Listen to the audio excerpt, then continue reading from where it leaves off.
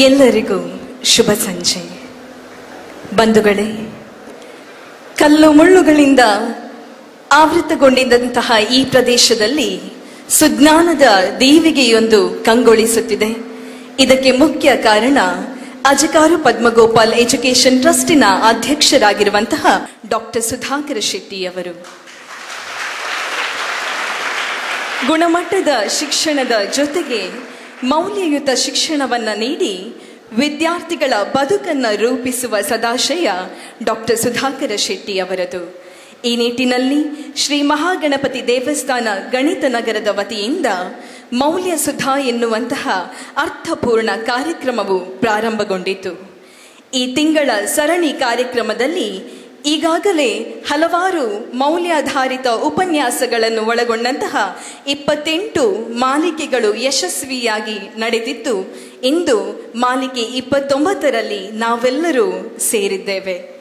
ಆತ್ಮೀಯರೇ, ವಿದ್ಯಾರ್ಥಿಗಳನ್ನು ತನ್ನ ಸ್ವಂತ ಮಕ್ಕಳಂತೆ ಕಾಣುವಂತಹ ಡಾಕ್ಟರ್ ಸುಧಾಕರ ಶೆಟ್ಟಿ ಅವರು ಇಂದು ಮಾಲಿಕೆ 29ರಲ್ಲಿ ನಮ್ಮೆಲ್ಲರನ್ನ ಉದ್ದೇಶಿಸಿ ಮಾತನಾಡಲಿದ್ದಾರೆ. ಈ ಹಿಂದೆಯೂ ಕೂಡ ಮೌಲ್ಯ ಸುಧಾದಲ್ಲಿ ಜ್ಞಾನ, ಸಂಶೋಧನೆ, ಮೌಲ್ಯಗಳು ಮತ್ತು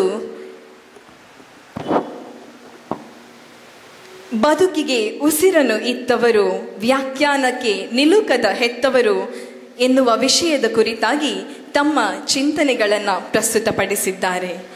ಇಂದು ಬಲ್ಲಿದರ ಅನುಭವಗಳು ಅಮೃತ ಸಿಂಧು, ಧನ್ಯರಾಗೋಣ ಆ ಸಿಂಧುವಿನಲ್ಲಿ ಮಿಂದು ಎನ್ನುವ ವಿಷಯದ ಕುರಿತಾಗಿ ತಮ್ಮ ವಿಚಾರಧಾರೆಯನ್ನ ಈ ಮೌಲ್ಯಸುಧ 29ರ ಮಾಲಿಕೆಯಲ್ಲಿ ನಮ್ಮ ಮುಂದೆ ಪ್ರಸ್ತುತಪಡಿಸಲಿದ್ದಾರೆ.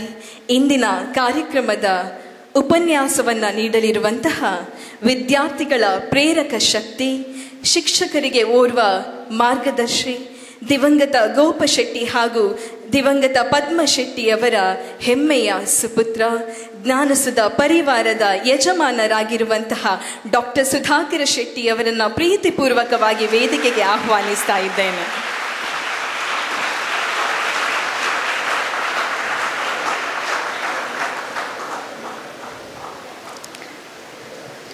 ಸಂಸ್ಕೃತಿ, ಸಂಸ್ಕಾರ, ಸದ್ವಿಚಾರ ಎಂಬ ಆಶಯದಡಿಯಲ್ಲಿ ಮೌಲ್ಯ ಸುಧವು ಮುಂದುವರಿಯುತ್ತಿರುವಾಗ ಇಂದಿನ ಕಾರ್ಯಕ್ರಮದಲ್ಲಿ ಡಾಕ್ಟರ್ ಸುಧಾಕರ ಶೆಟ್ಟಿಯವರು ಬಲ್ಲಿದರ ಅನುಭವಗಳು ಅಮೃತ ಸಿಂಧು, ಧನ್ಯರಾಗೋಣ ಆ ಸಿಂಧುವಿನಲ್ಲಿ ಮಿಂದು ಎನ್ನುವ ವಿಷಯದ ಕುರಿತಾಗಿ ಮಾತನಾಡಲಿದ್ದಾರೆ. ಈ ಒಂದು ಕಾರ್ಯಕ್ರಮವನ್ನು ಪ್ರಾರ್ಥನೆಯೊಂದಿಗೆ ಪ್ರಾರಂಭಿಸೋಣ. ಪ್ರಾರ್ಥನೆಗಾಗಿ ಕಾರ್ಕಳ ಜ್ಞಾನಸುಧ ಪದವಿ ಪೂರ್ವ ಕಾಲೇಜಿನ ಕನ್ನಡ ಉಪನ್ಯಾಸಕರಾಗಿರುವಂತಹ ಶ್ರೀಯುತ ಸಂತೋಷ್ ನೆಲ್ಲಿಕಾರು ಅವರನ್ನ ವಿನಂತಿಸ್ತಾ ಇದ್ದೇನೆ.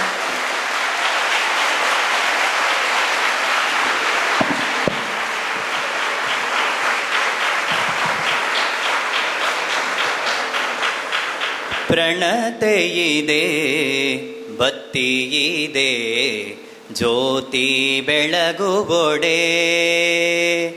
ಪ್ರಣತೆಯಿದೆ, ಬತ್ತಿಯಿದೆ, ಜ್ಯೋತಿ ಬೆಳಗುವೊಡೆ. ಪ್ರಣತೆಯಿದೆ, ಬತ್ತಿಯಿದೆ, ಜ್ಯೋತಿ ಬೆಳಗುವೊಡೆ. ತೈಲವಿಲ್ಲದೆ ಪ್ರಭೆ ತಾನೆಲ್ಲಿಹದೋ, ತೈಲವಿಲ್ಲದೆ ಪ್ರಭೆ ತಾನೆಲ್ಲಿಹದೋ. ಪ್ರಣತೆಯಿದೆ, ಬತ್ತಿಯಿದೆ, ಜ್ಯೋತಿ ಬೆಳಗುವೊಡೆ. ಪ್ರಣತೆಯಿದೆ, ಬತ್ತಿಯಿದೆ, ಜ್ಯೋತಿ ಬೆಳಗುವೊಡೆ. ಗುರುವಿದೆ, ಲಿಂಗವಿದೆ, ಗುರುವಿದೆ, ಲಿಂಗವಿದೆ, ಶಿಷ್ಯನ ಸುಜ್ಞಾನೋದಯವಾಗದ ನಕ್ಕರ. ಗುರುವಿದೆ, ಲಿಂಗವಿದೆ, ಗುರುವಿದೆ, ಲಿಂಗವಿದೆ, ಶಿಷ್ಯನ ಸುಜ್ಞಾನೋದಯವಾಗದ ನಕ್ಕರ. ಭಕ್ತಿಯಲ್ಲಿಹದೋ, ಭಕ್ತಿಯಲ್ಲಿಹದೋ. ಸೋಹಂ ಎಂಬುದ ಕೇಳಿ ದಾಸೋಹವ ಮಾಡದಿದ್ದೋಡೆ. ಸೋಹಂ ಎಂಬುದ ಕೇಳಿ ದಾಸೋಹವ ಮಾಡದಿದ್ದೋಡೆ. ಅತಿಗಳೆವ ಗುಹೇಶ್ವರ, ಅತಿಗಳೆವ ಗುಹೇಶ್ವರ, ಅತಿಗಳೆವ ಗುಹೇಶ್ವರ, ಅತಿಗಳೆವ ಗುಹೇಶ್ವರ. ಪ್ರಣತೆಯಿದೆ ಭಕ್ತಿಯಿದೆ ಜ್ಯೋತಿ ಬೆಳಗುವೊಡೆ. ಪ್ರಣತೆಯಿದೆ ಭಕ್ತಿಯಿದೆ ಜ್ಯೋತಿ ಬೆಳಗಲಿದೆ. ಜ್ಯೋತಿ ಬೆಳಗುತ್ತಿದೆ, ಜ್ಯೋತಿ ಬೆಳಗಲಿದೆ. ಧನ್ಯವಾದ.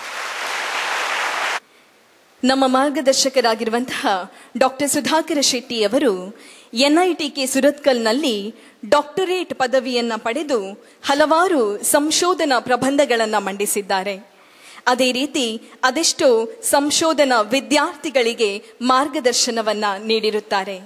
2010ರಲ್ಲಿ ಅಮೆರಿಕದ ಮಿನೆಸೋಟಾ ಯೂನಿವರ್ಸಿಟಿಯಲ್ಲಿ ನಡೆದ ಅಂತಾರಾಷ್ಟ್ರೀಯ ಕಾರ್ಯಾಗಾರಕ್ಕೆ ಭಾರತ ಸರ್ಕಾರದಿಂದ ವಿಶೇಷ ಆಹ್ವಾನಿತರಾಗಿ ಉಪನ್ಯಾಸವನ್ನ ನೀಡಿದಂತಹ ನಮ್ಮ ಗುರುಗಳ ಮಾತುಗಳನ್ನು ಕೇಳುವುದು ನಮ್ಮ ಸೌಭಾಗ್ಯ ಎನ್ನುವ ಮಾತಿನೊಂದಿಗೆ ಇಂದಿನ ಕಾರ್ಯಕ್ರಮದ ಉಪನ್ಯಾಸವನ್ನ ನೀಡಲಿರುವಂತಹ ಅಜಕಾರು ಪದ್ಮಗೋಪಾಲ್ ಎಜುಕೇಷನ್ ಟ್ರಸ್ಟಿನ ಅಧ್ಯಕ್ಷರು, ನಮ್ಮೆಲ್ಲರ ಮಾರ್ಗದರ್ಶಕರಾಗಿರುವಂತಹ ಡಾಕ್ಟರ್ ಸುಧಾಕರ ಶೆಟ್ಟಿ ಅವರಿಗೆ ತುಂಬು ಹೃದಯದ ಸ್ವಾಗತವನ್ನ ಬಯಸ್ತಾ ಇದ್ದೇನೆ. ಇವರಿಗೆ ಪುಷ್ಪವನ್ನ ನೀಡಿ ಸ್ವಾಗತಿಸುವಂತೆ ಅಜಕಾರು ಪದ್ಮಗೋಪಾಲ್ ಎಜುಕೇಷನ್ ಟ್ರಸ್ಟಿನ ಟ್ರಸ್ಟಿ ಆಗಿರುವಂತಹ ಶ್ರೀಯುತ ಅನಿಲ್ ಕುಮಾರ್ ಜೈನ್ ಸರ್ ಇವರಲ್ಲಿ ವಿನಂತಿಸ್ತಾ ಇದ್ದೇನೆ.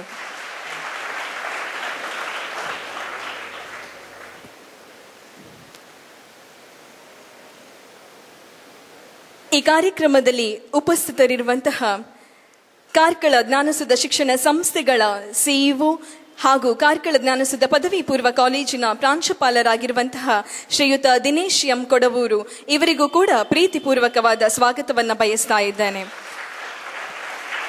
ಅದೇ ರೀತಿ ಅಜಕಾರು ಪದ್ಮಗೋಪಾಲ್ ಎಜುಕೇಷನ್ ಟ್ರಸ್ಟಿನ ಟ್ರಸ್ಟಿ, ನಮ್ಮೆಲ್ಲರ ಚೈತನ್ಯದ ಚಿಲುಮೆ ಶ್ರೀಯುತ ಅನಿಲ್ ಕುಮಾರ್ ಜೈನ್ ಸರ್ ತಮಗೂ ಕೂಡ ಪ್ರೀತಿಪೂರ್ವಕವಾಗಿ ಈ ಕಾರ್ಯಕ್ರಮಕ್ಕೆ ಸ್ವಾಗತಿಸ್ತಾ ಇದ್ದೇನೆ. ವೇದಿಕೆಯ ಮುಂಭಾಗದಲ್ಲಿ ಉಪಸ್ಥಿತರಿರುವಂತಹ ಅಜಕಾರು ಪದ್ಮಗೋಪಾಲ್ ಎಜುಕೇಷನ್ ಟ್ರಸ್ಟಿನ PRO ಆಗಿರುವಂತಹ ಶ್ರೀಮತಿ ಜ್ಯೋತಿ ಪದ್ಮನಾಭ ಬಂಡಿ, ಕಾಲೇಜಿನ ಉಪ ಪ್ರಾಂಶುಪಾಲರಾಗಿರುವಂತಹ ಶ್ರೀ ಸಾಹಿತ್ಯ, ಅದೇ ರೀತಿ Shrimati Usha Rao U, dean academics doctor Mithun U, ನಮ್ಮ ಕಾಲೇಜಿನ ಹಿತೈಷಿಗಳು ಉದ್ಯಮಿಗಳಾಗಿರುವಂತಹ ಶ್ರೀಯುತ ತ್ರಿವಿಕ್ರಮ ಕಿಣಿ, ಅದೇ ರೀತಿ ಶ್ರೀಯುತ ದೇವೇಂದ್ರ ನಾಯಕ್, ಹಾಗೆಯೇ ಪರಿವರ್ತನ ಬೆಂಗಳೂರಿನ ರವಿರಾಜ್ ಕಡಬ ಸರ್ ಅವರು ಕೂಡ ನಮ್ಮನ್ನ ಸೇರಿಕೊಂಡಿದ್ದಾರೆ. ಇವರನ್ನು ಕೂಡ ಪ್ರೀತಿಪೂರ್ವಕವಾಗಿ ಸ್ವಾಗತಿಸಿಕೊಂಡು ವೇದಿಕೆಯ ಮುಂಭಾಗದಲ್ಲಿ ಆಸೀನರಾಗಿರುವಂತಹ ಎಲ್ಲ ಗಣ್ಯರಿಗೆ ಒಂದೇ ಮಾತಿನಲ್ಲಿ ಸ್ವಾಗತಿಸಿಕೊಂಡು ವೇದಿಕೆಯ ಮುಂಭಾಗದಲ್ಲಿ ಇರುವಂತಹ ಎಲ್ಲ ವಿದ್ಯಾರ್ಥಿ ಮಿತ್ರರಿಗೂ ಅದೇ ರೀತಿ ಉಪನ್ಯಾಸಕೇತರ ಬಂಧುಗಳಿಗೂ ಪ್ರೀತಿಪೂರ್ವಕ ಸ್ವಾಗತವನ್ನ ಬಯಸ್ತಾ ಇದ್ದೇನೆ. ಮೌಲ್ಯಸುಧಾ ಕಾರ್ಯಕ್ರಮವು ನ್ಯೂಸ್ ಕಾರ್ಕಳದ ಮುಖೇನ ನಾಡಿನಾದ್ಯಂತ ಪ್ರಸಾರವಾಗ್ತಾ ಇದೆ. ಜ್ಞಾನಸುಧಾ ಅಭಿಮಾನಿಗಳು ಹಾಗೂ ಎಲ್ಲ ವಿದ್ಯಾಭಿಮಾನಿಗಳು ಈ ನೇರ ಪ್ರಸಾರದಲ್ಲಿ ನಮ್ಮೊಂದಿಗೆ ಸೇರಿಕೊಂಡಿದ್ದಾರೆ. ಅವರನ್ನು ಕೂಡ ಪ್ರೀತಿಪೂರ್ವಕವಾಗಿ ಈ ಕಾರ್ಯಕ್ರಮಕ್ಕೆ ಸ್ವಾಗತಿಸ್ತಾ ಇದ್ದೇನೆ.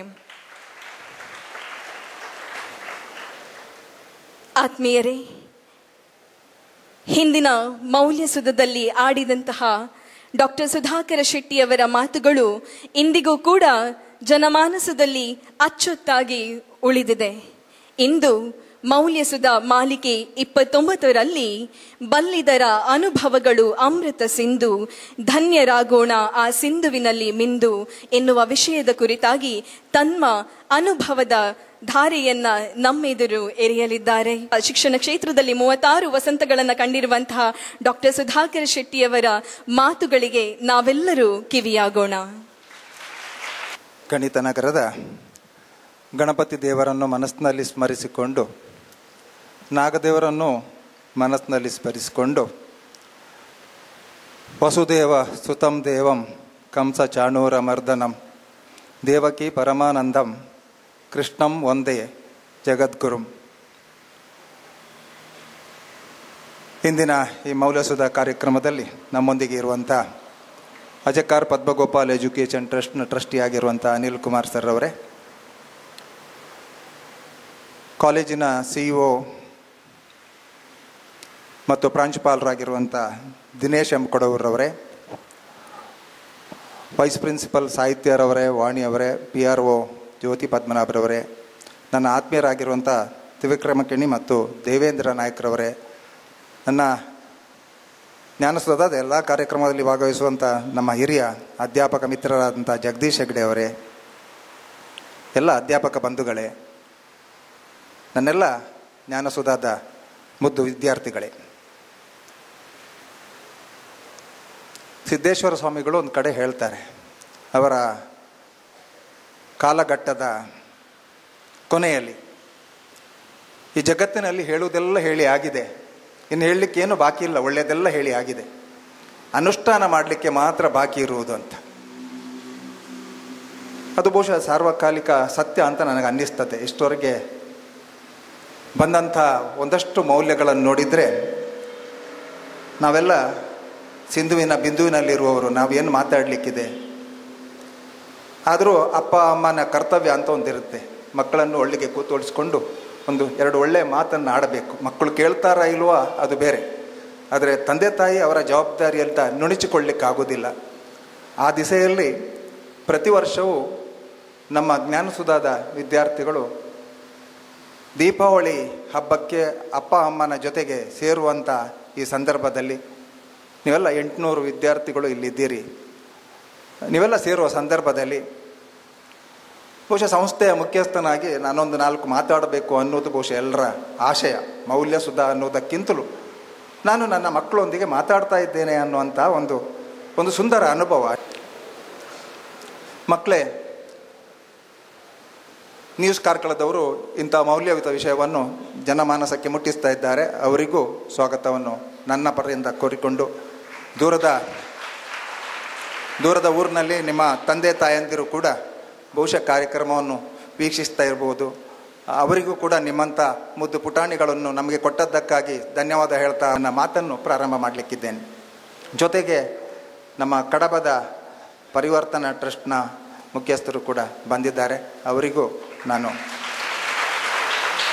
ಅವರದೊಂದು ವಿದ್ಯಾಭಾರತಿ ಅಂತ ಒಂದು ಶಾಲೆ ಅಲ್ಲಿ ಕಡಬದಲ್ಲಿದೆ, 750ಕ್ಕೂ ಹೆಚ್ಚು ಮಕ್ಕಳು ಇದ್ದಾರೆ. ಸಂಸ್ಕಾರ ಸದ್ವಿಚಾರವನ್ನೆಲ್ಲ ಕೊಡ್ತಾ ಇದ್ದಾರೆ. ಇವತ್ತು ನಮ್ಮೊಂದಿಗೆ ಜೊತೆಯಾಗಿದ್ದಾರೆ ಅಂತ ಹೇಳಿಕೊಂಡು ಇವತ್ತಿನ ವಿಷಯಕ್ಕೆ ಬರ್ತೇನೆ ನೇರವಾಗಿ. ಬಲ್ಲಿದರ ಮಾತುಗಳು ಅಮೃತ ಸಿಂಧು. ಒಂದು ಸಣ್ಣ ಪ್ರಯತ್ನ ನೀವೆಲ್ಲ ಮಾಡಬೇಕು. ಆ ಶೀರ್ಷಿಕೆ ಏನು ಅಂತ, ಆ ಶೀರ್ಷಿಕೆ ಭಾಳ ಇಂಪಾರ್ಟೆಂಟ್. ಬಲ್ಲಿದರು ಅಂದರೆ ಯಾರು? ಬಸವಣ್ಣ, DVG, ಸ್ವಾಮಿ ವಿವೇಕಾನಂದ, ಹೀಗೆ ಹೇಳ್ತಾ ಹೋಗ್ಬೋದು ನಾನು. ಭಗವದ್ಗೀತೆಯಲ್ಲಿ 18 ಅಧ್ಯಾಯ 700 ಶ್ಲೋಕ ಉಂಟು. ಅದೆಲ್ಲ ಅರಗಿಸಿಕೊಳ್ಳಿಕ್ಕೆ ಸಾಧ್ಯವೇ ಇಲ್ಲ ನಮ್ಮ ಹತ್ರ. ಬೈಬಲ್ಗೆ ಹೋದರೆ ಹೊಸ testament, new testament and old testament ಅನ್ನೋದು 2 ಇದೆ. ಇದೆಲ್ಲ ಧರ್ಮಗ್ರಂಥಗಳನ್ನು ಓದಿ ಅರಗಿಸಿಕೊಳ್ಳಿಕ್ಕೆ ನಮಗಾಗದೇ ಇದ್ದರೂ ಕೂಡ ಜಾನಪದ ಶೈಲಿಯಲ್ಲಿ ತತ್ವಪದಗಳ ಮೂಲಕ ದಾಸರ ವಾಣಿಯ ಹಾಗೆ ಪುರಂದರದಾಸರಿರ್ಬೋದು, ಕನಕದಾಸರಿರ್ಬೋದು, ನಮ್ಮ ಹಿರಿಯರು ಒಂದಷ್ಟು ಮೌಲ್ಯಗಳನ್ನು ಕಟ್ಟಿಕೊಟ್ಟಿದ್ದಾರೆ ಮಕ್ಕಳೇ. ಅದು ಎಷ್ಟಿದೆ ಅಂತೇಳಿದರೆ, ಆ ಬಲ್ಲಿದರ ಮಾತುಗಳ ಅನುಭವದ ಮಾತುಗಳು, ಆ ಅನುಭವ ಎಷ್ಟಿದೆ ಅಂತೇಳಿದರೆ ಅದನ್ನೆಲ್ಲ ಒಟ್ಟು ಮಾಡಿದರೆ ಅದೊಂದು ಸಾಗರದಷ್ಟು ದೊಡ್ಡದು. ಸಿಂಧು ಅಂದರೆ ಗೊತ್ತಾಗುತ್ತಾ ನಿಮಗೆ? ಸಿಂಧು ಅಂದರೆ ಇದೊಂದು ಸಾಗರ ಅಂತ ಅರ್ಥ. ಆ ಸಿಂಧುವಿನಲ್ಲಿ ಎಲ್ಲ ಕಡೆ ಹೋಗಿ ನಿಮಗೆ ಸ್ನಾನ ಮಾಡಲಿಕ್ಕೆ ಆಗೋದಿಲ್ಲ. ಅದನ್ನು ನಾನಿವತ್ತು ಮಾತಾಡೋದು ಅಷ್ಟೇ, ಎಲ್ಲೋ ಒಂದು ಜಾಗದಲ್ಲಿ ಇಳಿದು ಸ್ನಾನ ಮಾಡ್ತಾ ಇದ್ದೇನೆ ಅಷ್ಟೇ. ಆ ಸ್ನಾನ ಮಾಡಿದ ಮೇಲೆ ನನಗೆ ಒಂದು ಧನ್ಯತೆಯ ಭಾವ ಬರಬೇಕು ಅಂತ ಅಷ್ಟೇ. ಆ ಸಿಂಧುವಿನಲ್ಲಿರುವ ಒಂದು ಬಿಂದುವನ್ನಾದರೂ ನಾವು ಮುಟ್ಟಬೇಕು ಅನ್ನುವಂಥ ಒಂದು ಪ್ರಯತ್ನ ಅಷ್ಟೇ. ಆ ಕೆಲಸ ನಾನು ಮಾಡ್ತೇನೆ. ಎಲ್ಲಾದರೂ ಹಿರಿಯರು ಹೇಳಿದ ಮಾತುಗಳ, ಅನುಭವದ ಮಾತುಗಳಲ್ಲಿ ಎಲ್ಲಿಯಾದರೂ ನನ್ನಿಂದ ತಪ್ಪಾದರೆ ಅದನ್ನು ಉಚ್ಚರಿಸುವ ಸಂದರ್ಭದಲ್ಲಿ, ಅದನ್ನು ಹೇಳುವಂಥ ಸಂದರ್ಭದಲ್ಲಿ ಆ ಮಹಾನುಭಾವರ ಕ್ಷಮೆ ಕೇಳಿಕೊಂಡು ನಾನು ಮಾತಾಡ್ತಾ ಇದ್ದೇನೆ. ಆದ್ದರಿಂದ ನೀವೆಲ್ಲ, ನಾನು ಆ ಅಮೃತ ಸಿಂಧುವಿಗೆ ಎಲ್ಲಿ ಇಳಿತೇನೋ ಅಲ್ಲೇ ನೀವು ಇಳಿಬೇಕಾಗಿಲ್ಲ ಮಕ್ಕಳೇ. ನಿಮ್ಮ ಬದುಕಿನ ಮುಂದಿನ ಪಯಣದಲ್ಲಿ ಆ ಸಿಂಧುವಿನಲ್ಲಿ ನೀವೊಮ್ಮೆ ಮಿಂದು ಮೇಲೆ ಬರಬೇಕು ಅನ್ನೋದು ನನ್ನ ಆಶಯ. ಈಗ ನೀವೆಲ್ಲ ಕಲಿತಾ ಇದ್ದೀರಿ, ಇಲ್ಲಿ ಯಾಕೆ ಬರ್ತೀರಾ ನೀವು ಅಂತ ಹೇಳಿದರೆ, MBBS ಸೀಟ್ ಇರ್ಬೋದು, ಇಂಜಿನಿಯರಿಂಗ್ ಸೀಟ್ ಇರ್ಬೋದು, ನಿಮಗೆ ಹೊಟ್ಟೆಗೆ ಅನ್ನ ಸಿಗುತ್ತಲ್ವ ಆ ಶಿಕ್ಷಣಕ್ಕೆ ನೀವು ಬರ್ತಾ ಇದ್ದೀರಿ. ನಿಮ್ಮ ಮಸ್ತಕಕ್ಕೆ ನಾನು ಸರಿಯಾಗಿ ಹೇಳುವುದಿದ್ರೆ ಹೀಗೆ ಹೇಳ್ಬೋದು, ಬಹಿರಂಗದ ಸತ್ಯಾನ್ವೇಷಣೆ, ಈ ಬಹಿರಂಗದಲ್ಲಿ ನಡೆಯುವಂಥ ಸತ್ಯಾನ್ವೇಷಣೆ ಅದು ವಿಜ್ಞಾನಿಗಳು ಮಾಡುವುದು. ಈ ಕರೆಂಟನ್ನು ಕಂಡುಹುಡುಕಿದವರು, ಬೇರೆ ಬೇರೆ ವಿಷಯವನ್ನು ಕಂಡುಹುಡುಕಿದವರು, ಇದು ಬಹಿರಂಗದ ಸತ್ಯಾನ್ವೇಷಣೆ. ಅಂತರಂಗದ ಸತ್ಯಾನ್ವೇಷಣೆ ಯಾರು ಮಾಡಬೇಕು ಅಂತ ಹೇಳಿದರೆ ಆತ್ಮಜ್ಞಾನಿಗಳು ಮಾಡಬೇಕಂತೆ. ಅದು ಯಾವ ಸಂಸ್ಥೆಯಲ್ಲೂ ನಡೀತಾ ಇಲ್ಲ ಇವತ್ತಿನ ದಿನದಲ್ಲಿ, ಯಾವ ಸಂಸ್ಥೆಯಲ್ಲೂ ನಡೀತಾ ಇಲ್ಲ. ಭಾಳ ಬೇಸರದಿಂದ ಹೇಳ್ತಾ ಇದ್ದೇನೆ, ಅಂತರಂಗದ ಒಂದು ಅನ್ವೇಷಣೆ, ಸಂಶೋಧನೆ ಎಲ್ಲಿಯೂ ನಡೀತಾ ಇಲ್ಲ. ಆದ್ದರಿಂದ ನೀವು ಹೊರಗಡೆ ಎಲ್ಲ ಕೇಳ್ಬೋದು, ಹೆಂಡತಿಯೇ ಗಂಡನನ್ನು ಕೊಲ್ಲುವಂತಹ ಸಂದರ್ಭಗಳು, ಗಂಡನೇ ಪತ್ನಿಯನ್ನು ಕೊಲೆ ಮಾಡುವಂತಹ ಸಂದರ್ಭಗಳು. ಅದಕ್ಕೆ ಕಾರಣ ಏನು ಅಂತೇಳಿದರೆ, ನಮ್ಮ ಬಲ್ಲಿದರು, ತಿಳಿದವರು, ಅವರ ಅನುಭವಗಳ ಅಮೃತ ಸಿಂಧುವಿನಲ್ಲಿ ನಾವು ಯಾವತ್ತೂ ಮಿಂದಿಲ್ಲ. ಆದ್ದರಿಂದ ಮಕ್ಕಳೇ, ನೀವೆಲ್ಲ ಈ ಸಂಸ್ಥೆಯಲ್ಲಿ ಸೇರಿಕೊಂಡಿದ್ದೀರಿ, ನಾವೆಲ್ಲ ನಿಮಗೆ ಮೌಲ್ಯ ಕೊಡ್ತೇವೆ, ನಾವೆಲ್ಲ ನಿಮಗೆ ಬಸವಣ್ಣನ ವಚನ ಹೇಳ್ತೇವೆ ಅಂತ ಹೇಳಿದ್ರೆ ಯಾರೂ ನಿಮ್ಮ ತಂದೆ ತಾಯಿ ನಿಮ್ಮನ್ನು ನಮ್ಮ ಶಾಲೆಯಲ್ಲಿ ಹಾಕೋದಿಲ್ಲ. ಇಲ್ಲ ಸರ್, ನಾವು ಬೇರೆ ಶಾಲೆ ನೋಡ್ತೇವೆ ಅಂತ ಹೇಳ್ತಾರೆ. ನಾವು ನಿಮಗೆ MBBS ಮಾಡಿಸ್ತೇವೆ, ಒಂದು ಫ್ಲೆಕ್ಸ್ ಹಾಕಿಡ್ತೇವೆ ಅಲ್ಲಿ. ನನ್ನ ಆಶಯ ಮಕ್ಕಳೇ, ನಿಮ್ಮ ಇಂಗ್ಲೀಷ್ ಮೀಡಿಯಮ್ನಲ್ಲಿ ಓದಿದ ನಿಮಗೆ ಕನ್ನಡವು ಸರಿಯಾಗಿ ಬರುವುದಿಲ್ಲ, ತಪ್ಪು ತಿಳ್ಕೊಳ್ಬೇಡಿ ನೀವು. ನನ್ನ ಹತ್ರ ನಿಮ್ಮದೊಂದು ಅರಿಕೆ ಏನು ಅಂತ ಹೇಳಿದ್ರೆ, ಈ PUC ಮುಗಿದ ಮೇಲೆ ನಿಮಗೊಂದು 4-5 ತಿಂಗಳು ಟೈಮ್ ಸಿಗ್ತದೆ. ಆಗ ಅಂತರಂಗದ ಸತ್ಯಾನ್ವೇಷಣೆ ಮಾಡಿ ನೀವು ಬೇರೆ ಬೇರೆ ಕವಿಗಳ ಬೇರೆ ಬೇರೆ ಸಣ್ಣ ಕತೆ ಹೇಳಿದ್ರು ಅದೊಂದು ಅಮೃತ ಸಿಂಧುವಿನ ಬಿಂದು. ನಾನೊಂದು ಭಜನೆ ಹೇಳಿದ್ರು ಅದೊಂದು ಅಮೃತ ಸಿಂಧುವಿನ ಬಿಂದು. ಹುಲ್ಲಾಗು ಬೆಟ್ಟದಡಿ ಮನೆಗೆ ಮಲ್ಲಿಗೆಯಾಗು, ಕಲ್ಲಾಗು ಕಷ್ಟಗಳ ಮಳೆಯ ವಿಧಿ ಸುರಿಯೇ, ಬೆಲ್ಲ ಸಕ್ಕರೆಯಾಗು ದೀನ ದುರ್ಬಲರಿಂಗೆ, ಎಲ್ಲರೊಳಗೊಂದಾಗು ಮಂಕುತಿಮ್ಮ ಅಂದರೆ ಅದು ಕೂಡ ಒಂದು ಅಮೃತ ಸಿಂಧುವಿನ ಬಿಂದು. ಏನಿದೆ ಅಂತ ಹೇಳಿದರೆ, ಪೂರ್ತಿ ಜೀವನವನ್ನು ಒಂದು 4 ಸಾಲಿನ DVG ಅವರ ಕಗ್ಗದಲ್ಲಿ ಕಟ್ಟಿಕೊಟ್ಟದ್ದು. ನಮಗೆ ಭಗವದ್ಗೀತೆಯ 700 ಶ್ಲೋಕದ ಒಳಗೆ ಹೋಗಿ ಎಲ್ಲವನ್ನು ಮನನ ಮಾಡುವಷ್ಟು ಆಯುಷ್ಯವು ನಮ್ಮ ಹತ್ರ ಇಲ್ಲ. ಅದನ್ನು ಮನನ ಮಾಡಿಕೊಳ್ಳುವಷ್ಟು, ಅದನ್ನು ಜೀರ್ಣಿಸಿಕೊಳ್ಳುವಷ್ಟು ಸಾಮರ್ಥ್ಯವು ನಮ್ಮಲ್ಲಿಲ್ಲ. ಆದ್ದರಿಂದ ಮಕ್ಕಳೇ, ಒಂದಷ್ಟು ಹೊತ್ತು ನಿಮ್ಮನ್ನು ನೀವು ಚಿಂತನೆಗೆ ಮಾಡಿಕೊಳ್ಬೇಕು. ನನಗೆ ಬಹುಶಃ MSc ಆಗೋ ತನಕ ಭಾಳ ಪೋಖ್ರಿ ನಾನು. ಪಪ್ಪ ಅಮ್ಮನಿಗೆ ಎಲ್ಲ ಅಷ್ಟೇನು ನಾನು ರೆಸ್ಪೆಕ್ಟ್ ಕೊಡ್ತಿದ್ದೆ, ಆದರೆ ಅಷ್ಟು ನಾನು ನನ್ನ ಮನಸ್ಸಿನಲ್ಲಿ ಇಟ್ಟುಕೊಂಡಿಲ್ಲ ಅಂತ ಅನ್ನಿಸೋದು ನನಗೆ. ಯಾವಾಗ ಈ ಹುಲ್ಲಾಗು ಬೆಟ್ಟದಡಿ ಅನ್ನುವ ಈ 4 ಸಾಲಿನ ಪದ್ಯವನ್ನು ನನಗೆ 9ನೇ ತರಗತಿಯಲ್ಲಿ ಟೀಚರ್ ಟೀಚ್ ಮಾಡಿದ್ರು, 4ಕ್ಕೆ 4 ಮಾರ್ಕು ಅಂಕ ಬಂದರು, ಅದರ ಅರ್ಥ ಚೂರು ಗೊತ್ತಿರಲಿಲ್ಲ ದೇವರಾಣೆ. ಒಮ್ಮೆ MSc ಮುಗಿಸಿ ನಾನು ಬದುಕಿಗೆ ಬಂದಾಗ ನನಗೆ ಅರ್ಥ ಆಯಿತು, ಹುಲ್ಲಾಗು ಬೆಟ್ಟದಡಿ ಮನೆಗೆ ಮಲ್ಲಿಗೆ ಆಗು ಅಂದರೆ ನೀವು ಎಲ್ಲೆಲ್ಲಿ ಹಾಗಿರಬೇಕು ಅಂತ. Domain of definition for every function. ನೀನು ಕ್ಲಾಸ್ ರೂಮ್ನಲ್ಲಿ ಹೇಗಿರಬೇಕು, ನೀನು ಬಸ್ ಸ್ಟ್ಯಾಂಡ್ನಲ್ಲಿ ಹೇಗಿರಬೇಕು, ನೀನು ಪಪ್ಪ ಅಮ್ಮನ ಜೊತೆ ಹೇಗಿರಬೇಕು, ನೀನು ಸಮಾಜದೊಟ್ಟಿಗೆ ಹೇಗಿರಬೇಕು, ನೀನು ನಿನ್ನ ಹೆಂಡತಿಯೊಟ್ಟಿಗೆ ಹೇಗಿರಬೇಕು, ನೀನು ನಿನ್ನ ಮಗನೊಟ್ಟಿಗೆ ಹೇಗಿರಬೇಕು, ಇದೆಲ್ಲ ಚಿಂತನೆಗೆ ಒಡಮಾಡಿಕೊಟ್ಟಂಥ DVG ಅವರಿಗೊಂದು ಭಾಳ ದೊಡ್ಡ ನಮಸ್ಕಾರ ಅಂತ ನಾನು ಹೇಳೋದು. ಆ ಸಾಲಿನಲ್ಲೇ ಇದೆ, ಏನಿದೆ ಹೇಳಿ, ಆ ಸಾಲಿನಲ್ಲೇ ಇದೆ. ಕಲ್ಲಾಗು ಕಷ್ಟಗಳ ಮಳೆಯ ವಿಧಿ ಸರಿಯೇ. ನಾವೆಲ್ಲ ಒಂದು ಸಣ್ಣ ಸಣ್ಣ ಕಷ್ಟ ಬಂದರೆ ಸೂಸೈಡ್ ಮಾಡ್ಲಿಕ್ಕೆ ಹೊರಡ್ತೇವೆ ನಾವು. ಕಲ್ಲಾಗು ಕಷ್ಟಗಳ ಮಳೆಯ ವಿಧಿ ಸರಿಯೇ, ಬೇಕಾದಷ್ಟು ಬರಲಿ, ಎಷ್ಟೇ ಕಷ್ಟ ಬರಲಿ, ಕಲ್ಲಿನ ಹಾಗೆ ಗಟ್ಟಿಯಾಗಿ ನಿಲ್ಲಬೇಕು ಅಂತ. ಬೆಲ್ಲ ಸಕ್ಕರೆಯಾಗು, ಯಾರಿಗೆ? ಶುಗರ್ ಇದ್ದವರಿಗೆ. ಬೆಲ್ಲ ಸಕ್ಕರೆಯಾಗು ದೀನ ದುರ್ಬಲರಿಂಗೆ. ದೀನರು ದುರ್ಬಲರು ಈಗಲೂ ಇದ್ದಾರೆ. 75 years ಆಫ್ ಇಂಡಿಪೆಂಡೆನ್ಸ್ ಆಯ್ತು ನಮ್ಮ ದೇಶದಲ್ಲಿ, ಈಗಲೂ ಒಂದೊತ್ತಿಗೆ ಅನ್ನಕ್ಕಿಲ್ಲದವರಿದ್ದಾರೆ. ಅವ್ರ ಜೊತೆ ಬೆಲ್ಲ ಸಕ್ಕರೆಯಾಗು, ಎಲ್ಲರೊಳಗೊಂದಾಗು. ಈಗ ನಾನೊಂದು ಒಳ್ಳೆಯ ಮಾತುಗಳನ್ನು ಹೇಳ್ತಾ ಇದ್ದೇನೆ, ಆಗ ಯಾವನೋ ಒಬ್ಬ ಒಂದೇ ಲೋಕದಲ್ಲಿ ಇದ್ದರೆ ಇಲ್ಲ, ಎಲ್ಲರೂ ಒಂದಾಗಿ ಅದನ್ನು ಕೇಳಬೇಕು. ಒಂದು ಒಳ್ಳೆಯ ಕೆಲಸ ಆಗ್ತದೆ ಅಂತಾದರೆ, ಒಂದು ತುಳುವಿನಲ್ಲೊಂದು ಗಾದೆ ಇದೆ, ಪತ್ತಿತ್ತನಲ್ಪ ಮುತ್ತು ಉಂಟು ಅಂತ. ಅದು ಕನ್ನಡದಲ್ಲಿ ಹೇಳ್ಬೋದು, 10 ಎಲ್ಲಿ ಉಂಟ ಅಲ್ಲಿ ಮುತ್ತು ಇರ್ತದಂತೆ ಮಕ್ಕಳೇ. ಆ 10 ಮಂದಿ ಒಂದು ಒಳ್ಳೆ ಕೆಲಸ ಒಟ್ಟಾಗಿ ಮಾಡಿದರೆ ಅದು ಮುತ್ತಿನಷ್ಟೇ ವ್ಯಾಲ್ಯೂ ಇದೆ ಅಂತ. ಮುತ್ತು ಅಂದರೆ ಗೊತ್ತಾಯ್ತಾ ನಿಮಗೆ? The pearl we get in the C, PEARL ಅಂತ ಹೇಳ್ತೀವಿ ಅಲ್ವಾ ನಾವು. ಮುತ್ತು ಮುತ್ತಂದರೆ ಇನ್ನೊಂದು ನಿಮಗೆ ಈ ಏಜಿನಲ್ಲಿ ಅರ್ಥ ಆಗುವಂಥದ್ದಲ್ಲ ಮಕ್ಕಳೇ. ಇಸ್ ಇಸ್ ಸಮ್ ಅದರ್ ಮುತ್ತು. ಓಕೆ, ಆ ಮುತ್ತಿನಿಂದ ಇತ್ತೀಚೆಗೆ ಬರುವಂಥ ಕುತ್ತು ಉಂಟಲ್ವಾ, ಅದು ಸಾಮಾನ್ಯದಲ್ಲ. ಅದನ್ನು ನೀವು ಅರ್ಥ ಮಾಡ್ಕೊಳ್ಳಿ. ನಾವು ಸಂಗೀತವನ್ನು, ಕನ್ನಡ ಪಾಠವನ್ನು ಯಾವಾಗ ಓದ್ತೇವೆ? ಬರೇ ಎಕ್ಸಾಮಿನೇಷನ್ನ ಹಿಂದಿನ ದಿವಸ ಓದ್ತೇವೆ ಅಲ್ವಾ? ಮಂಜುನಾಥ್ ಸರ್ ಪಾಠ ಮಾಡ್ತಾಯಿದ್ರು, ಫಸ್ಟ್ PUC ಇತ್ತು ಈ ಲೆಸನ್ನು, ಈಗ ಇಲ್ಲ ಕಾಣುತ್ತೆ. ಬೇವು ಬೆಲ್ಲದೊಳ್ಳಿಡಲೇನು ಫಲ, ಹಾವಿಗೆ ಹಾಲೆರೆದರೇನು ಫಲ. ಅದರಲ್ಲಿ ಒಂದು ಸ್ಟ್ಯಾನ್ಸ ಬರುತ್ತೆ ಮಕ್ಕಳೇ.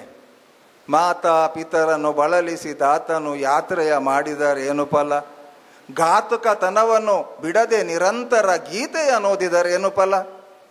ದಿನಾ ಬೇಡವಾದ ಕೆಲಸ ಮಾಡೋದು, ಸಂಜೆಯಲ್ಲಿ ಭಗವದ್ಗೀತೆ ಓದೋದು. ಇದು ಹೇಳಿದ್ಯಾರು ಅಂತ ಹೇಳಿದ್ರೆ ದಾಸರು, ಪುರಂದರ ದಾಸರು. ನಾನು ಏನನ್ನು ಹೇಳ್ತಾ ಇದ್ದೇನೆ ಗೊತ್ತಾ? ನನ್ನ ವಿಷಯದೊಟ್ಟಿಗಿದ್ದೇನೆ ನಾನು. ಪುರಂದರದಾಸ ಯಾರು? ಬಲ್ಲಿದರು. ಇದೇನು ಅನುಭವ? ಅದೇನದು? ಅದು ಒಂದು ಅಮೃತ ಸಿಂಧುವಿನ ಬಿಂದು. ಅದರಲ್ಲಿ ನಾವು ಸ್ನಾನ ಮಾಡೋಣ ಅಂತ ಹೇಳೋದು ನಾನು. ಈ ಮಾತನ್ನು ಕೇಳಿದ ಮೇಲೆ, ನೀವು ದೊಡ್ಡವರಾದ ಮೇಲೆ ನಿಮ್ಮ ಅಪ್ಪ ಅಮ್ಮನನ್ನು ನೋಡಬೇಕು, ಚೆನ್ನಾಗಿ ನೋಡ್ಕೊಳ್ಬೇಕು.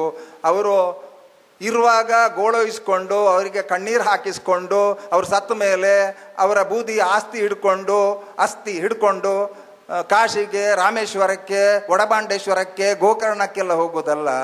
ಮಾತಾ ಪಿತರನು ಬಳಲಿಸಿದಾತನು ಯಾತ್ರೆಯ ಮಾಡಿದರೇನು ಫಲ. ನನ್ನ ತಂದೆ ತಾಯಿಯ ಬಗ್ಗೆ ತುಂಬ ಮಾತಾಡ್ತಾ ಇರುವಾಗ ಕಳೆದ ವರ್ಷನೂ ಅದರ ಹಿಂದಿನ ವರ್ಷ ಮಾತಾಡಿದ್ದೆ. ಎಲ್ಲ ಚೆನ್ನಾಗಿ ಕೇಳಿ. ಬದುಕಿಗೆ ಉಸಿರನ್ನು ಇತ್ತವರು, ವ್ಯಾಖ್ಯಾನಕ್ಕೆ ನಿಲುಕದ ಹೆತ್ತವರು ಅಂತ. You can't define your parent ಅಂತ. ದುಡ್ಡು ಕೊಟ್ಟರೆ ಬೇಕಾದ್ದು ಸಿಗುತ್ತೈತೆ ಈ ಜಗದೊಳಗೆ ಕಾಣು. ಹಡೆದ ತಾಯಿಯ ಕಳ್ಕೊಂಡ ಮೇಲೆ ಮತ್ತೆ ಬರುವಳೇನೋ. ನೋಡಲಿಕ್ಕೆ ಕೇಳಲಿಕ್ಕೆ ಎಲ್ಲ ಚೆಂದಾಗಿರ್ತದೆ. ಒಂದು ಮಗು ನನ್ನ ಹತ್ರ ಇತ್ತೀಚೆಗೆ ಕೇಳಿತು. 2 ಕತೆ ಘಟನೆಗಳು. ಒಂದು ನನ್ನ ಊರಿನಲ್ಲಿ ನಡೆಯಿತು ಇತ್ತೀಚೆಗೆ. ಇನ್ನೊಂದು ಮಕ್ಕಳೇ, ನಮ್ಮ ಕಾಲೇಜ್ನಲ್ಲಿ ಓದಿದಂಥ ಹುಡುಗಿ ಈಗ ಇಂಜಿನಿಯರಿಂಗ್ ಮಾಡ್ತಾ ಇದ್ದಾಳೆ, ಅವಳ ಮನೆಯಲ್ಲಿ ನಡೆಯಿತು. ಆ 2 ಘಟನೆಯನ್ನು ನನಗೆ ನೆನಪು ಮಾಡಿಕೊಂಡು ಒಂದು ಮಗು ಕೇಳ್ತದೆ, ಸರ್ ನೀವು ತಂದೆ ತಾಯಿಗೆ ಬಗ್ಗೆ ಇಷ್ಟೆಲ್ಲ ಹೇಳ್ತೀರಲ್ಲ, ಈ ತಂದೆ ತಾಯಿಯ ಬಗ್ಗೆ ಏನು ಹೇಳ್ತೀರಿ ಅಂತ. ಯಾವ ತಂದೆ ತಾಯಿಯ ಬಗ್ಗೆ ಅಂತ ಹೇಳ್ತೇನೆ ನಾನು ನಿಮಗೆ. ನಮ್ಮಲ್ಲೊಂದು ಮಗು ಇತ್ತು, ಅವಳಿಗೊಂದು ಇಲ್ಲಿ ಸೀಟ್ ಬೇಕಿತ್ತು. ಅವಳ ಅಪ್ಪ ಎಷ್ಟು ಸಲ ಬಂದಿದ್ದಾರೆ ಅಂತ ಹೇಳಿದರೆ ಇಲ್ಲಿಗೆ, ಮಗಳಿಗೆ ಜ್ಞಾನಸುಧಾದಲ್ಲಿ ಓದಿಸಬೇಕು ಅಂತ. ಮಕ್ಕಳು ನನಗೆ ಸರಿ ನೆನಪಿದೆ. ಒಂದಷ್ಟು ಮಂದಿಯ ಒತ್ತಡ, ಇನ್ಫ್ಲುಯೆನ್ಸ್ ಎಲ್ಲ ಮಾಡಿ ಕೊನೆಗೂ ಸೀಟ್ ತಗೊಳ್ತಾರೆ. ಇಲ್ಲಿ ಮಾರ್ಕ್ಸ್ ಸ್ವಲ್ಪ ಕಡಿಮೆ ಇತ್ತು ಅಂತ ಅನ್ನಿಸ್ತದೆ. ಆ ಮಗು ಇಲ್ಲಿ 2 ವರ್ಷ ಓದ್ತದೆ, ಇಂಜಿನಿಯರಿಂಗ್ಗೆ ದಾಖಲಾತಿ ಆಗುತ್ತೆ. ಒಂದು ದಿವಸ ಆ ಮಗುವಿಗೆ ಸುದ್ದಿ ಬರುತ್ತೆ, ಆ ಅಪ್ಪ ಆ ಮಗಳನ್ನು ದೇವತೆಯ ಹಾಗೆ ಮಾಡಬೇಕು ಅಂತ ಆಲೋಚನೆ ಮಾಡಿದಂಥ ಅಪ್ಪ ಹಾರ್ಟ್ ಅಟ್ಯಾಕ್ ಆಗಿ ತೀರಿಕೊಂಡ್ರು ಅಂತ. ಇದೆಲ್ಲ ನೀವು ನ್ಯೂಸ್ನಲ್ಲಿ ಕೇಳಿರ್ಬೋದು. ಆ ಮಗು ಮನೆಗೆ ಬರ್ತಾಳೆ, ಅಂತ್ಯ ಸಂಸ್ಕಾರ ಆಗತ್ತೆ. ಆ ಹೆಣವನ್ನು ಅದು ಹೂಳುವುದು ಕಾಣ್ತದೆ, ಲಿಂಗಾಯತರಲ್ಲಿ ನಂಗೆ ಗೊತ್ತಿಲ್ಲ. ಅದು ಅಲ್ಲಿಂದ ಮಗು ಬಂದು ಮನೆಯಲ್ಲಿರುವಂಥ CCTVಯ ಫೂಟೇಜನ್ನು ನೋಡ್ತಾಳೆ. ಆಗ ತಾಯಿ ಹೇಳ್ತಾರೆ, ಯಾಕೆ ಈಗಲೇ ನೀನು ಇದನ್ನು ನೋಡ್ತೀಯಾ?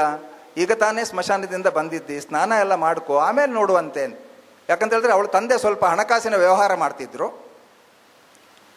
ಈ ಮಗುವಿಗೆ ಏನೋ ಡೌಟ್ ಇತ್ತು, ಯಾರೋ ಹಣಕಾಸಿನ ವ್ಯವಹಾರದಲ್ಲಿ ಏನಾದರೂ ಟೆನ್ಷನ್ ಕೊಟ್ಟಿರ್ಬೋದಾ, ಏನಾದರೂ ಥ್ರೆಟ್ ಹಾಕಿರ್ಬೋದಾ, ಹಾಗೆ ಹಾರ್ಟ್ ಅಟ್ಯಾಕ್ ಆಯ್ತಾ. ಆ ದೃಷ್ಟಿಯಿಂದ ಆ ಮಗು CCTV ಫುಟೇಜನ್ನು ನೋಡುವಾಗ ಮತ್ತೆ ಬಂದು 1 ಗಂಟೆಯ CCTV ಫುಟೇಜ್ ಡಿಲೀಟ್ ಆಗಿರ್ತದೆ. ಅವಳು ಕೇಳ್ತಾಳೆ ತಮ್ಮನ ಹತ್ರ. ಆಗ ತಮ್ಮ ಹೇಳ್ತಾನೆ, ಅಮ್ಮ ಡಿಲೀಟ್ ಮಾಡಲಿಕ್ಕೆ ಹೇಳಿದ್ದು ಅಂತ. ಕತೆ ನೋಡಿ ನೀವು. ಅದು ತಂದೆ ತಾಯಿ. ಆಮೇಲೆ ಅವಳು ಎದುರು ಮನೆಯಲ್ಲಿ ಹೋಗಿ ಆ CCTVಯ ಫುಟೇಜ್ ನೋಡ್ತಾಳೆ. ಅಲ್ಲಿ ಬೆಳಿಗ್ಗೆ 4 ಗಂಟೆ ಹೊತ್ತಿಗೆ ಅನ್ನೋ ಸುಮಾರಿಗೆ 2 ಅಪರಿಚಿತರು ಅವರ ಮನೆ ಒಳಗೆ ಹೋಗೋದು ಕಾಣುತ್ತೆ. ಡೌಟ್ ಬರುತ್ತೆ. ಆಮೇಲಿದ್ದು ನಿಮಗೆ ಪೇಪರ್ನಲ್ಲಿ ಓದಿರ್ಬೋದು, ಕಂಪ್ಲೇಂಟ್ ಆಗುತ್ತೆ. ತಾಯಿಯನ್ನು ಅರೆಸ್ಟ್ ಮಾಡ್ತಾರೆ, ಅವರನ್ನು ಅರೆಸ್ಟ್ ಮಾಡ್ತಾರೆ. ತಾಯಿಯೇ ಅವರ ಜೊತೆ ಸೇರಿಕೊಂಡು ತಲೆದೆಂಬನ್ನು ಒತ್ತಿ ಹಿಡಿದು ಅವನನ್ನು ಕೊಲೆ ಮಾಡಿದ್ದು ಅನ್ನೋದು ಒಂದು ಸುದ್ದಿಯಲ್ಲಿ ಬರ್ತದೆ. ನನಗೆ ಇದನ್ನು ಯಾಕೆ ಇಲ್ಲಿ ಉಲ್ಲೇಖ ಮಾಡ್ತಾ ಇದ್ದೇನೆ ಅಂತ ಹೇಳಿದರೆ, ಮಕ್ಕಳೇ, ನನಗೆ ಯಾವ ತಾಯಿ ತಂದೆಯ ಬಗ್ಗೆ ನನಗೆ ಗೊತ್ತಿಲ್ಲ, ಅದು ಹೇಳಲಿಕ್ಕೇನಿಲ್ಲ. ನೀವು ನಾಳೆ ಒಂದು ಮಗುವಿನ ತಂದೆ ತಾಯಿ ಆಗುವವರು. ನಿಮ್ಮಲ್ಲಿ ಮೌಲ್ಯಗಳಿರಲಿ ಮಕ್ಕಳೇ. ನೀವು ಇಂಥ ಅಮೃತ ಸಿಂಧುವಿನಲ್ಲಿ ಒಮ್ಮೆ ಆದರೂ ಮಿಂದೇಳಬೇಕು, ಬದುಕನ್ನು ಭಾಳ ಸುಂದರವಾಗಿ ಕಟ್ಟಿಕೊಳ್ಬೇಕು. ಅದು ಈ ಮೌಲ್ಯಯುತವಾದ ಆಶಯ ಕೂಡ, ಮತ್ತು ನನ್ನ ಮನಸ್ಸಿನ ಆಶಯ ಕೂಡ. ಇನ್ನೊಂದು ಘಟನೆ ಇಲ್ಲಿ ಆಗತ್ತೆ, ನಮ್ಮದೇ ಊರಿನಲ್ಲಿ. ಅಜಕಾರ್ ಗಂಡ ಹೆಂಡತಿ ಇಬ್ಬರು ಬಾಂಬೆಯಲ್ಲಿ 16 ವರ್ಷದಿಂದ ಸಂಸಾರ ಮಾಡಿದ್ದಾರೆ. ಕೊರೋನಾ ಟೈಮ್ನಲ್ಲಿ ಊರಿಗೆ ಬಂದರು. ಯಾಕೋ ಏನೋ ಹೆಂಡತಿಗೆ ಒಂದು ರೀಲ್ಸ್ ಮಾಡುವ ಹುಚ್ಚು, ಸೋಷಿಯಲ್ ಮೀಡಿಯಾದ ಹುಚ್ಚು ಬಂತು. ನಾನು ಈ ಕತೆಗೋಸ್ಕರ ಮೌಲ್ಯ ಸುಧಾಕ್ಕೆ ಈ ಕಥೆಯನ್ನು ಆಯ್ದುಕೊಳ್ತಾ ಇಲ್ಲ. ನನ್ನಲ್ಲಿ ಒಂದು ಮಗು ಬಂದು ಕೇಳಿತ್ತಲ್ವ, ಸರ್ ತಂದೆ ತಾಯಿಯ ಬಗ್ಗೆ ಇಷ್ಟೆಲ್ಲ ನೀವು ಮಾತಾಡ್ತೀರಲ್ವಾ, ಇದಕ್ಕೇನು ಹೇಳ್ತೀರಿ ಅಂತ ಕೇಳಿದ್ದಕ್ಕೆ ಇದು ಉತ್ತರ ನಾನು ಕೊಡಬೇಕಾಗತ್ತೆ. ನಾನು ಇವತ್ತು ಕೂಡ ನನ್ನ ಮಾತಿನೊಟ್ಟಿಗೆ ಬದ್ಧನಾಗಿದ್ದೇನೆ. ಅಪ್ಪ ಅಮ್ಮನಿಗೆ ನಾವು ಕೊಡುವಂಥ ಜಾಗ ಅದು ದೇವರ ಜಾಗ ಆಗಿರಬೇಕು ಅಂತ ಹೇಳುವುದಕ್ಕೆ ನಾನು ಇವತ್ತು ಬದ್ಧನಾಗಿದ್ದೇನೆ. ಯಾಕಂದರೆ ಇದೆಲ್ಲ ಅಪವಾದಗಳು. ಒಂದು ಎರಡು ಅಪವಾದಗಳನ್ನು ಮನಸ್ಸಿನಲ್ಲಿಟ್ಟುಕೊಂಡು ನಾವು ಇಡೀ ತಂದೆ ತಾಯಿ ಸಮುದಾಯ ಹಾಗೆ ಅಂತ ಹೇಳಲಿಕ್ಕಾಗೋದಿಲ್ಲ. ಅಜಕಾರನ ಘಟನೆ ನೋಡಿದರೆ, ಅವಳಿಗೊಂದು ಪ್ರಿಯಕರ ಸಿಗ್ತಾನೆ. ಆ ಪ್ರಿಯಕರ ನೀವೆಲ್ಲ ಪೇಪರ್ನಲ್ಲಿ ಓದಿದ್ದೀರಿ. ಅವನಿಗೋಸ್ಕರ ದೇವರಂಥ ಗಂಡನಿಗೆ ದಿನ ಸ್ಲೋ ಪಾಯ್ಸನ್ ಹಾಕಿಬಿಟ್ಟು ಬೇರೆ ಬೇರೆ ಆಸ್ಪತ್ರೆಗೆಲ್ಲ ಕೊಂಡೋಗುವ ಹಾಗೆ ಮಾಡಿ, ಆಮೇಲೆ ಆಸ್ಪತ್ರೆಯಲ್ಲಿ ಗುಣ ಆಗ್ತದೆ ಅಂತ ಗೊತ್ತಾದರೆ ಒಂದು ರಾತ್ರಿ ಕೊಲೆ ಮಾಡ್ತಾರೆ. ಇದೇನು ಭಾಳ ದೂರದ ಕತೆ ಅಲ್ಲ. ಅವರು ಪೊಲೀಸರಲ್ಲಿ ಒಪ್ಪಿಕೊಂಡದ್ದು, ಸರಿ ತಪ್ಪೆಲ್ಲ ನ್ಯಾಯಾಲಯದಲ್ಲಿ ಆಗುತ್ತೆ. ನನಗೆ ಆ ಪಾರ್ಟ್ ಹೇಳಲಿಕ್ಕಿಲ್ಲ ಮಕ್ಕಳೇ. ನನಗೆ ಹೇಳಲಿಕ್ಕಿರುವುದು ಏನಂತ ಹೇಳಿದರೆ, ಸತ್ತವ ಇದ್ದಾನಲ್ಲ, ಅವನಿಗೊಂದು ತಂದೆ ತಾಯಿ ಇದ್ದಾರೆ. ಅವ ಸತ್ತು ಹೋಗಿದ್ದಾನೆ. ಆ ತಂದೆ ತಾಯಿ ಇವತ್ತು ಏನು ಮಾಡಬೇಕು ಹೇಳಿ? ಆ ಎದೆ ಹಾಲು ಕೊಟ್ಟು ಅಷ್ಟು ದೊಡ್ಡದು ಮಾಡಿ ಮದುವೆ ಆಗಿ, ಆ ಮದುವೆ ಮಾಡಿಸಿ ಆಮೇಲೆ ಆ ಮಗನನ್ನು ಕಳ್ಕೊಂಡ ತಂದೆ ತಾಯಿ ಒಂದು ಕಡೆ. ಇನ್ನೊಂದು ಕಡೆ ಯಾರು ಆ ಗಂಡನನ್ನು ಕೊಂದಿರ್ತಾಳವ, ಅವಳು ಮಾಡಿದ ತಪ್ಪು ಅವಳ ತಂದೆ ತಾಯಿಗೆ ಯಾಕೆ ಶಿಕ್ಷೆ ಹೇಳಿ? ಈಗ ಅವಳು ಕೊಂದಿರ್ಬೋದು, ಆದರೆ ಅವರ ಪಪ್ಪ ಅಮ್ಮ ಏನು ತಪ್ಪು ಮಾಡಿದ್ದಾರೆ? ಅವರ ಪಪ್ಪ ಅಮ್ಮನೂ ಆ ಮಗುವನ್ನು ಸಾಕಿದ್ದಾರೆ, ಬೆಳೆಸಿದ್ದಾರೆ, ಎದೆ ಹಾಲು ಕೊಟ್ಟಿದ್ದಾರೆ, ಒಳ್ಳೆಯ ಮನೆಗೆ ಮದುವೆ ಮಾಡಿ ಕೊಟ್ಟಿದ್ದಾರೆ. ಚಿನ್ನದಂಥ 2 ಮಕ್ಕಳು ಹುಟ್ಟಿದ್ದಾವೆ. ಒಂದು ಮಗು 10ನೇಯಲ್ಲಿದ್ದಾನೆ ಹುಡುಗ, ಇನ್ನೊಬ್ಳು 5ನೇಯಲ್ಲೇನೋ ಇದ್ದಾಳೆ. ಅರ್ಥ ಮಾಡ್ಕೊಳ್ಳಿ ಮಕ್ಕಳೇ. ಇನ್ನೊಬ್ಬ ಅವ ಯಾರು ಆ ಪ್ರಿಯಕರ ಅಂತ ಹೇಳ್ತೇವ ನಾವು, ಅವನಿಗೊಂದು 28 ವರ್ಷ. ಅವನಿಗೂ ಒಬ್ಬರು ತಂದೆ ತಾಯಿ ಇದ್ದಾರೆ. ಅವರು ಇವತ್ತು ಸುಖದಲ್ಲಿದ್ದಾರೆ ಹೇಳಿ. ಅವರ ಕಣ್ಣೀರು ನಾವೆಲ್ಲ ಬರೀತೇವೆ, ನಾವೆಲ್ಲ ಓದ್ತೇವೆ, ಅವಳ ತಪ್ಪು ಇವಳ ತಪ್ಪು ಎಂತೆಲ್ಲ ಹೇಳ್ತೇವೆ. ಆದರೆ 3 ಕುಟುಂಬದ ತಂದೆ ತಾಯಿಯ ಮನಸ್ಸು ಸರ್ವನಾಶ ಆಗಿದೆ. ಜೊತೆಯಲ್ಲಿ ಆ 2 ಮಕ್ಕಳು, ಪುಟ್ಟ ಮಕ್ಕಳು, ನಾಳೆ PUCಗೆ ಬರಬೇಕಾದಂಥ ಒಬ್ಬ ಹುಡುಗ, ಅಪ್ಪನನ್ನು ಕಳ್ಕೊಂಡಿದ್ದಾರೆ. ತಾಯಿಯೇ ಅಪ್ಪನನ್ನು ಕೊಲೆ ಮಾಡಿದ್ದಾಳೆ. ನಿಮ್ಗೇನನ್ನಿಸ್ತದೆ? ಅಮೃತ ಸಿಂಧುವಿನಲ್ಲಿ ಒಮ್ಮೆ ಮಿಂದೇಳ್ಬೇಕಂತ ಅನ್ನಿಸ್ತದ ಇಲ್ವಾ ಹೇಳಿ? ಅಷ್ಟೇ ನಾನು ಕೇಳೋದು ನಿಮ್ಮ ಹತ್ರ. ಮಿಂದೇಳ್ಬೇಕಾ ಬೇಡವಾ? ಏನು ವಾಯ್ಸಿಲ್ವಾ? ನಾನು ಹೇಳುವುದು, ಆ 2 ಮಕ್ಕಳ ಮಾನಸಿಕ ಸ್ಥಿತಿಯನ್ನು ನೋಡಿ, ಸಾಮಾಜಿಕ ಸ್ಥಿತಿಯನ್ನು ನೋಡಿ, ಆ ಕೊಂದವಳ ತಂದೆ ತಾಯಿಯ ಮಾನಸಿಕ ಸ್ಥಿತಿಯನ್ನು ನೋಡಿ, ಆ ಪ್ರಿಯಕರನ ತಂದೆ ತಾಯಿಯ ಮಾನಸಿಕ ಸ್ಥಿತಿಯನ್ನು ನೋಡಿ, ಸತ್ತವನ ತಂದೆ ತಾಯಿಯ ಮಾನಸಿಕ ಸ್ಥಿತಿಯನ್ನು ನೋಡಮ್ಮ ಮಕ್ಕಳೇ. ಆ ಮಗು ಕೇಳಿದ್ದಕ್ಕೆ ನಾನು ಏನು ಉತ್ತರ ಕೊಟ್ಟೆ ಗೊತ್ತಾ ನಿಮಗೆ? ನಾನು ಇಷ್ಟೇ ಉತ್ತರ ಕೊಟ್ಟದ್ದು.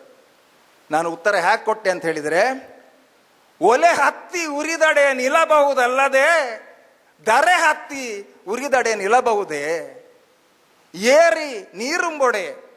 ನಾವು ಕಟ್ಟೆ ಕಟ್ತೇವೆ ಗದ್ದೆಗೆ ನೀರು ಬಿಡಬೇಕು ಅಂತ, ಆ ಕಟ್ಟೆಯ ನೀರನ್ನೆಲ್ಲ ಕುಡಿದು ಬಿಟ್ರೆ, ಬೇಲಿ ಹೊಲವ ಮೇದೊಡೆ, ನಮಗೆ ಇರುವಂಥ ಬೇಲಿಯೇ ಹೊಲವನ್ನು ಕಾಯಬೇಕಾದಂಥ ಬೇಲಿಯೇ ಹೊಲವನ್ನು ಮೇದು ಬಿಟ್ರೆ, ನಾರಿ ಮನೆಯಲ್ಲಿ ಕಳುವಡೆ, ಮನೆಯ ಒಂದು ತಾಯಿಯೇ ಮನೆಯಲ್ಲೇ ಕಳ್ಳತನ ಮಾಡಿದರೆ, ತಾಯಿಯ ಮೊಲೆ ಹಾಲು ನಂಜಾಗಿ ಕೊಲುವಡೆ, ಯಾರಿಗೆ ದೂರಲಿ ಕೂಡಲ ಸಂಗಮ ದೇವ ಬಸವಣ್ಣ. ಇದೆಲ್ಲ ಅಪವಾದದಲ್ಲಿ ಬರ್ತದೆ ಮಕ್ಕಳೇ. ಇಂಥದ್ದು ಆದರೆ ಯಾರನ್ನು ನಾವು ದೂರಬೇಕು? ಆ ಮಗುವಿಗೆ ಭಾಳ ಖುಷಿ ಆಯ್ತು. ಯಾಕಂತ ಹೇಳಿದ್ರೆ, ಸರಿಗೆ ಆ ಕ್ಷಣದಲ್ಲಿ ಅಂಥದ್ದೊಂದು ಬಸವಣ್ಣನ ಮಾತುಗಳು ಗೊತ್ತಿದೆ ಅಲ್ವಾ, ಒಬ್ಬ ಮ್ಯಾಥಮೆಟಿಕ್ಸ್ ಟೀಚರ್ ಆಗಿ ಅವರಿಗೆ ಇದು ಗೊತ್ತಿದೆ ಅಲ್ವಾ ಅಂತ. ಅದು ನಮ್ಮ ಟೀಚರ್ಸ್ ಮಗ, ಇದರಲ್ಲಿ ನನ್ನ ಹಿರಿತನ ಏನಿಲ್ಲ ಮಗ. ನನ್ನ ದೊಡ್ಡಸ್ತಿಗೆ ಏನಿಲ್ಲ ಇದರಲ್ಲಿ. ನನಗೆ ಸಿಕ್ಕಿದಂಥ ಟೀಚರ್ಸ್ ಆ ರೀತಿ ಸಿಕ್ಕಿದ್ರು, ನನಗೆ ಸಿಕ್ಕಿದಂಥ ತಂದೆ ತಾಯಿ ಆ ರೀತಿ ಸಿಕ್ಕಿದ್ರು, ನನಗೆ ಸಿಕ್ಕಿದಂಥ ವಾತಾವರಣ ಹಾಗೆ ಸಿಕ್ಕಿತ್ತು, ನನಗೆ ಸಿಕ್ಕಿದಂಥ ಸಮಾಜ ಆ ರೀತಿ ಸಿಕ್ಕಿತ್ತು. ಆದ್ದರಿಂದ ನಮಗೊಂದು ಋಣ ಇದೆ. ಆ ಋಣವನ್ನು ನಿಮ್ಮೊಟ್ಟಿಗೆ ಸಂದಾಯ ಮಾಡ್ತಾ ಇದ್ದೇವೆ ಮಕ್ಕಳೇ. ಇದೆಲ್ಲ ಇವತ್ತು ನೀವು ಕೇಳ್ತೀರಿ, ನನ್ನ ಬದುಕನ್ನು ಚೆನ್ನಾಗಿ ಮಾಡ್ಕೊಳ್ಬೇಕು ಅಂತ ಆಲೋಚನೆ ಮಾಡ್ತೀರಿ. ಕ್ಷಣಿಕ ಸುಖದ ಹಿಂದೆ ಎಲ್ಲಿಯಾದರೂ ನೀವು ಬಿದ್ದೀರಿ ಅಂತಾದರೆ, ಆ ಅಜಕಾರಿನ ಆ ಮಹಿಳೆ 36 ವರ್ಷದ ಮಹಿಳೆಗೆ ಆ ಕ್ಷಣಿಕ ಸುಖದ ಒಂದು ಹುಚ್ಚಿನಲ್ಲಿ ಏನೆಲ್ಲ ರಾದ್ದಾಂತ ಆಯಿತು ನೋಡಿ. ಆದ್ದರಿಂದ ಇದೆಲ್ಲ ಬೂಟಾಟಿಕೆಗೆ ಅಲ್ಲ. ಯಾವುದು? ಬಲ್ಲಿದರ ಅನುಭವಗಳು ಅಮೃತ ಸಿಂಧು, ಧನ್ಯರಾಗೋಣ ಆ ಸಿಂಧುವಿನಲ್ಲಿ ಮಿಂದು. ಯಾರೋ ಒಬ್ರು ಫೋನ್ ಮಾಡಿದ್ರು. ನನಗೊಂದು ಭಾಳ ಸುಲಭ, ನನ್ನ ಹೆಂಡತಿ ಕೇಳೋದಿದೆ, ಅಲ್ಲ ನೀವು ತಯಾರಿಯೇ ಮಾಡೋದಿಲ್ಲ ಮಾರ್ರೆ, ಏನು ಮರ್ಯಾದೆ ಕಳ್ಕೊಳ್ತೀರಾ, ಅಲ್ಲಿ ಹೋಗಿ ಏನು ಮಾತಾಡ್ತೀರಿ ಅಂತ. ನನಗೆ ತಯಾರಿ ಯಾಕೆ ಬೇಡ ಅಂತ ಹೇಳಿದ್ರೆ, ನನಗೊಂದೆರಡು ಫೋನ್ ಕಾಲ್ ಬರೋದುಂಟು. ಒಬ್ಬರು ಫೋನ್ ಮಾಡಿದರು. ಏನು ಫೋನ್ ಮಾಡಿದ್ರು ಅಂತ ಹೇಳಿದ್ರೆ, ಸರ್ ನಿಮ್ಮ ಟಾಪಿಕ್ ನೋಡಿದೆ. ಯಾವುದು ಟಾಪಿಕ್? ನಂದು ಅಲ್ಲ, ಅದು ಜ್ಞಾನಸುಧ ಇದರದ್ದು ಮೌಲ್ಯಸುಧ ಉಂಟಲ್ಲ ಸರ್, ಅದರದ್ದೊಂದು ಟಾಪಿಕ್ ನೋಡಿದೆ ನಾನು. ಅಲ್ಲ, ನನಗೆ ಇದು ನೋಡುವಾಗ ನೀವು ತಪ್ಪು ತಿಳ್ಕೊಳ್ಬೇಡಿ, ಸಮಯವನ್ನು ನೋಡಬೇಕು ನಾನು, ನೆಕ್ಸ್ಟ್ ಊಟ ಉಂಟು. ಏನಿತ್ತು ಅದರಲ್ಲಿ? ಅಲ್ಲ ಸರ್, ಮೇಲೆ ಅಮೃತ ಸಿಂಧು ಅಂತ ಬಂದಿದೆ. ಹೌದು, ಅಮೃತ ಸಿಂಧು ಆದರೆ ಧನ್ಯರಾಗ್ತೇವೆ ಅಂತ ಬರೆದಿದ್ದೀರಿ, ಅದು ನಾವು ಅಮರರಾಗುವುದಲ್ವ ಅಂತ. ನಾನು ಹೇಳಿದೆ, ಯಾವಾಗ ಧನ್ಯತೆ ಇದೆಯಾ ಅದು ಅಮರತ್ವವೇ. If you feel that, if you feel that our life is made, my life is made, that feeling itself is immortality ಅಲ್ವಾ. ನನ್ನ ಬದುಕು ಧನ್ಯವಾಗಿದೆ ಅಂತ ತಿಳ್ಕೊಳ್ಳೋದೇ ನನಗೆ ಅಮರತ್ವ ಸಿಕ್ಕಿದ ಹಾಗೆ. ನಾನು ಇವತ್ತು ಎಲ್ಲೋ ಇದನ್ನು ಹೇಳೋದು ತಪ್ಪಂತ ಅನ್ನಿಸ್ತದೆ ನನಗೆ. ಮತ್ತೆ ಅಡ್ವರ್ಟೈಸ್ಮೆಂಟ್ ಅಂತ ಟೀಕೆ ಟಿಪ್ಪಣಿಗಳು ಬರ್ತವೆ. ಅಲ್ಲ, ನನಗೆ ಅದು ತೊಂದರೆ ಇಲ್ಲ. ಸಬ್ಕಾ ಸುನೋ ದಿಲ್ ಕಾ ಕರೋ.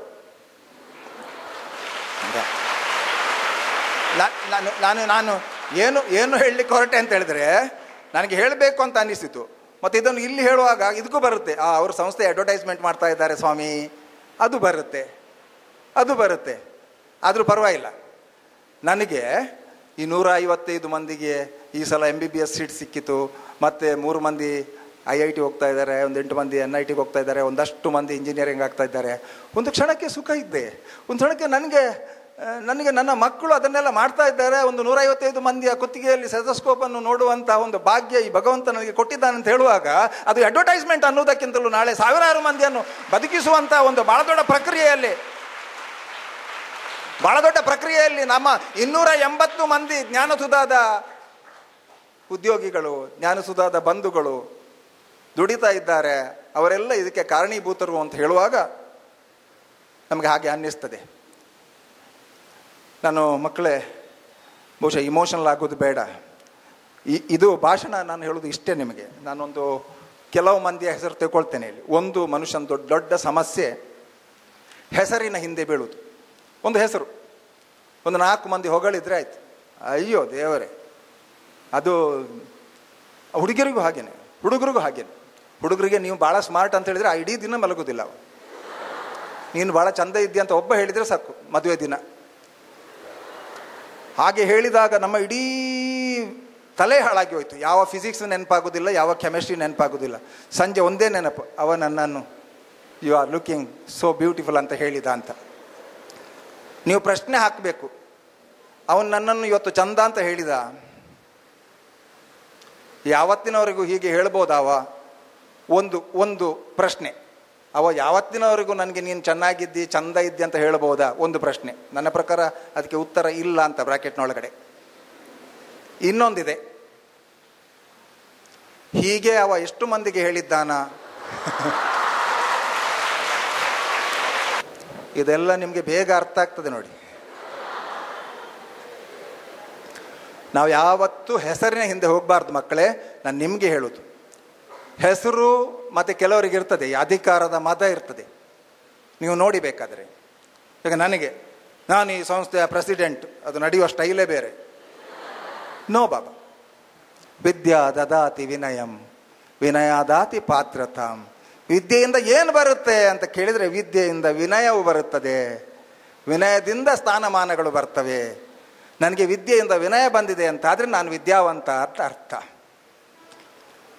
ಕೆಲವರೆಲ್ಲ ದಾನ ಮಾಡ್ತಾರೆ, ಒಂದಷ್ಟು ದೊಡ್ಡದಾಗಿ ಎಲ್ಲ ಪೇಪರ್ನಲ್ಲಿ ಬರುತ್ತೆ. ದಾನ ಮಾಡೋದು ಮತ್ತು ಹೆಸರು ಕೇಳ್ಕೊಳ್ಳೋದು, ಶಾಲು ಹಾಕಿಸ್ಕೊಳ್ಳೋದು, ಇದೇ ಒಂದು ಹುಚ್ಚು. ಎಷ್ಟು ಚೆನ್ನಾಗಿ ಹೇಳಿದ್ದಾನೆ ಅಂತ ಹೇಳಿದರೆ, ಒಬ್ಬ ಕವಿ ಬಲ್ಲಿದ, ದಾನ ಭಕ್ತಿಗಳಲ್ಲಿ ನಾನು ಮರೆತಿರಬೇಕು. ದಾನ ಮತ್ತು ಭಕ್ತಿಗಳಲ್ಲಿ ನಾನು ಅನ್ನೋದು ಮರೆತಿರ್ಬೇಕಂತೆ.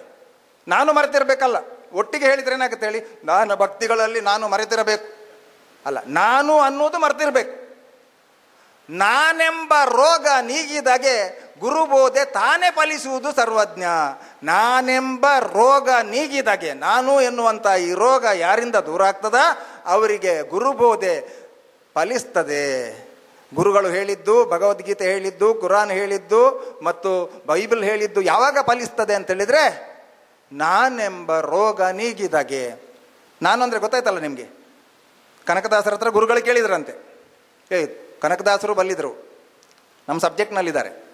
ಗುರುಗಳು ಕೇಳಿದ್ರಂತೆ, ಶಿಷ್ಯಂದ್ರೆ ನೀವು ಯಾರೆಲ್ಲ ಸ್ವರ್ಗಕ್ಕೆ ಹೋಗ್ತೀರಿ ಅಂತ. ಯಾರು ಮಾತಾಡೋದಿಲ್ಲ. ಅಂದರೆ ಅವ್ರು ಹೀಗೇನು ಅರ್ಥ ಮಾಡ್ಕೊಳ್ಬೋದು, ಸ್ವರ್ಗಕ್ಕಂದ್ರೆ ಸಾಯುವುದಂತ ಅಲ್ಲ, ಅದು ಶಬ್ದಾರ್ಥ ಅಷ್ಟೇ ಬಸಿದೆ. ಕೆಲವರಿಗೆ ಎಷ್ಟು ಕಲ್ತಿದ್ದಾರೆ ಅಷ್ಟು ಮಾತ್ರ ಅರ್ಥ ಆಗೋದಲ್ವಾ. ಒಂದು ಸಬ್ಜೆಕ್ಟ್ ಯಾರಿಗೆ ಎಷ್ಟು ಅರ್ಥ ಆಗ್ತದೆ, ಎಲ್ರಿಗೂ ಒಂದೇ ರೀತಿ ಅರ್ಥ ಆಗೋದಿಲ್ಲ, ಬೇರೆ ಬೇರೆ ನಮ್ಮನೆ ಅರ್ಥ ಆಗುತ್ತೆ. ಸ್ವರ್ಗಕ್ಕೆ ಹೋಗೋದಂದ್ರೆ ಸತ್ತು ಹೋಗೋದಂತ ತಿಳ್ಕೊಂಡಿರ್ಬೇಕು. ಕನಕದಾಸರು ಹೇಳ್ತಾರಂತೆ, ನಾನು ಹೋದರೆ ಹೋದೇನು ಅಂತ. ಎಲ್ಲ ಬೇರೆ ಶಿಷ್ಯರಿಗೆ ಕಿರಿಕಿರಿ, ನಿಮ್ಗೆ ಗೊತ್ತಲ್ವಾ, ಜಾತಿ ಬೇರೆ ಇತ್ತು ಅಲ್ವಾ. ಜಾತಿ ಹೀನನ ಮನೆಯ ಜ್ಯೋತಿತಾ ಹೀನವೇ ಜಾತಿ ವಿಜಾತಿ ಎನ ಮೇಡ ದೇವನೊಲಿದಾತನೇ ಜಾತ ಸರ್ವಜ್ಞ. ಸರ್ವಜ್ಞನ 3 ಲೈನ್, ತ್ರಿಪದಿ ಬ್ರಹ್ಮ, ಅವನ 3 ಲೈನ್ನಲ್ಲಿ ಎಷ್ಟು ಬೇಕಾದರೂ ನೀವು ಹಸೆ ಅನ್ನೋದು ನಿನ್ಗೆ ಯಾಕೆ ಬೇಕು? ಅರ್ಥ ಆಗ್ತಾ ಉಂಟಲ್ವ ನಿಮಗೆ? ಹೆಸರು ಹೆಸರು ಅಂತ ಯಾಕೆ ಸಾಯ್ತೀರಿ ನೀವು? ಈ ಬ್ರಹ್ಮಪುರಿಯೊಳಗೆ ನಿನಗೆ ಸ್ಥಾನಮಾನ ಯಾಕೆ ಬೇಕು? ಶಿಶುವಾಗು ನೀ ಮನದಿ, ನೀನೊಂದು ಮಗುವಾಗು, ಹಸುವಾಗು, ಶಶಿಯಾಗು, ಕಸಬರಕೆಯಾಗಿಳಗೆ ಮಂಕುತಿಮ್ಮ. ಹೆಸರಿನ ಅವಶ್ಯಕತೆ ಏನಿದೆ? ನಾಳೆ ಸುಧಾಕರ್ ಶೆಟ್ಟರು ಹಾಗೆ ಕಾಲೇಜ್ ಮಾಡಿದ್ದಾರೆ, ಇದು ಮಾಡಿದ್ದಾರೆ ಹೇಳಿದ್ದು ನೆನಪ ಗೊತ್ತಾಯ್ತು ನಿಮಗೆ? ಹೆಸರು ಹೆಸರು ಎಂಬುದಂ ಕಸರು ಬೀಸುವ ಗಾಳಿ ಹಸೆಯೊಂದು ನಿನಗೇಕೆ ಬ್ರಹ್ಮಪುರಿಯೊಳಗೆ.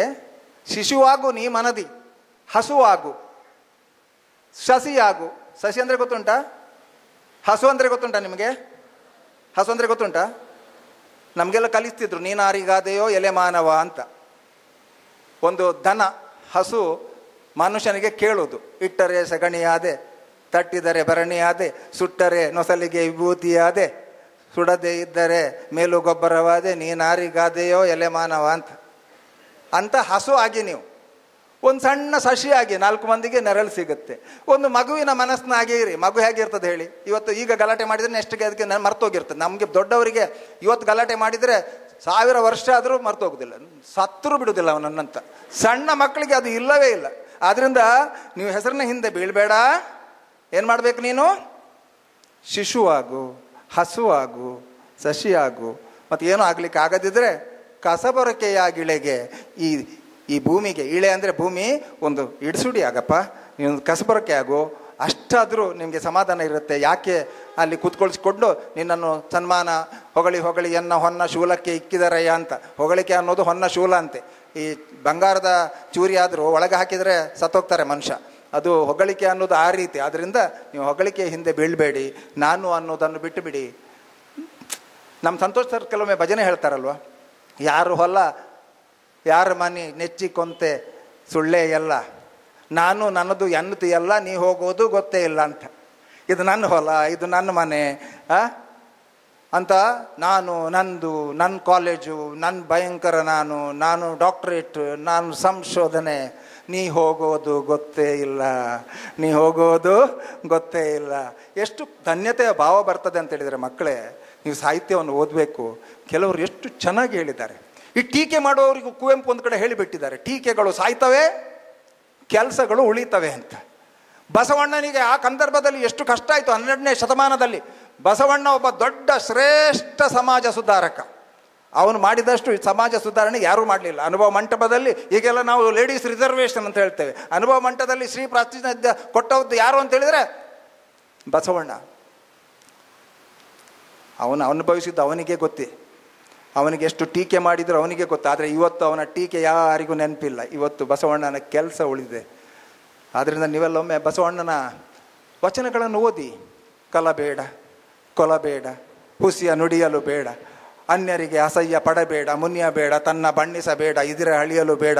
ಇದೇ ಅಂತರಂಗ ಶುದ್ಧಿ, ಇದೇ ಬಹಿರಂಗ ಶುದ್ಧಿ. ನೀವು ಸ್ನಾನ ಮಾಡಬೇಕಾಗಿಲ್ಲ. ಒಳಗಡೆಯೂ ಸ್ನಾನ, ಒಳಗಡೆಯೂ ಸ್ನಾನ, ಕಂಪ್ಲೀಟ್ ಕ್ಲೀನ್. ಎಷ್ಟು? ಕಲಬೇಡ, ಕದಿಬೇಡ, ಎಲ್ಲರನ್ನು ಕೊಲ್ಲಬೇಡ. ಕೊಲ್ಲಬೇಡ ಅಂತ ಹೇಳಿದ್ರೆ ಹೇಗೆ? ಮಾನಸಿಕವಾಗಿಯೂ ಕೊಲ್ಲಬೇಡ, ದೈಹಿಕವಾಗಿಯೂ ಕೊಲ್ಲಬೇಡ. ಮಾನಸಿಕವಾಗಿ ಕೊಲ್ತಾರೆ ಕೆಲವರು.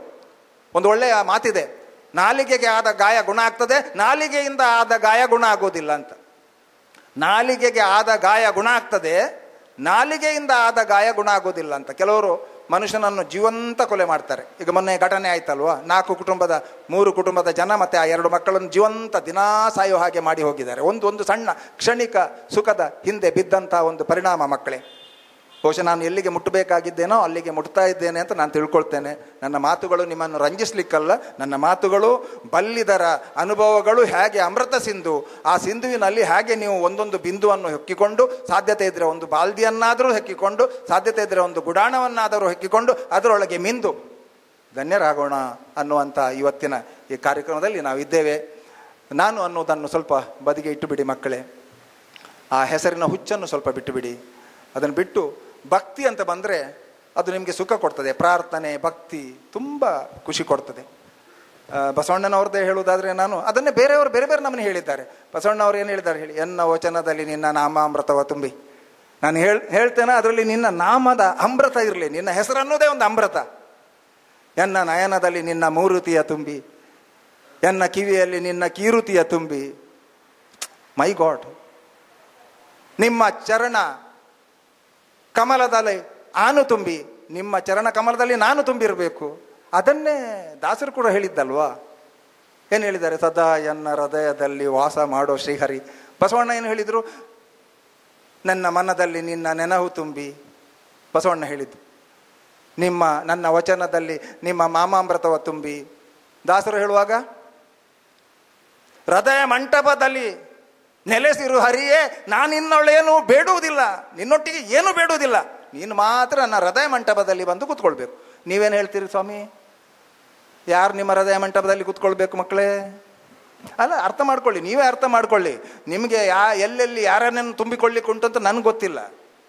ಎಲ್ಲಿಯಾದರೂ ನಿಮಗೆ ಮನಸ್ಸಿದ್ರೆ ನನ್ನ ಹೃದಯ ಮಂಟಪದಲ್ಲಿ ನನ್ನ ತಂದೆ ತಾಯಿಯನ್ನು ಕೂರಿಸ್ತೇನೆ ಅನ್ನೋದು ಬಂದರೆ ಬಹುಶಃ ಇಂಥ ಮಾತುಗಳು ಸಾಫಲ್ಯತೆಗೆ ಬರ್ತವೆ. ನನ್ನ ಬಾಳು ಧನ್ಯ ಅಂತ ನಾನು ತಿಳ್ಕೊಳ್ಳಿಕ್ಕಾಗತ್ತೆ ಅಂತ ಈ ಸಂದರ್ಭದಲ್ಲಿ ಹೇಳಲಿಕ್ಕೆ ಇಷ್ಟಪಡ್ತೇನೆ ಮಕ್ಕಳು.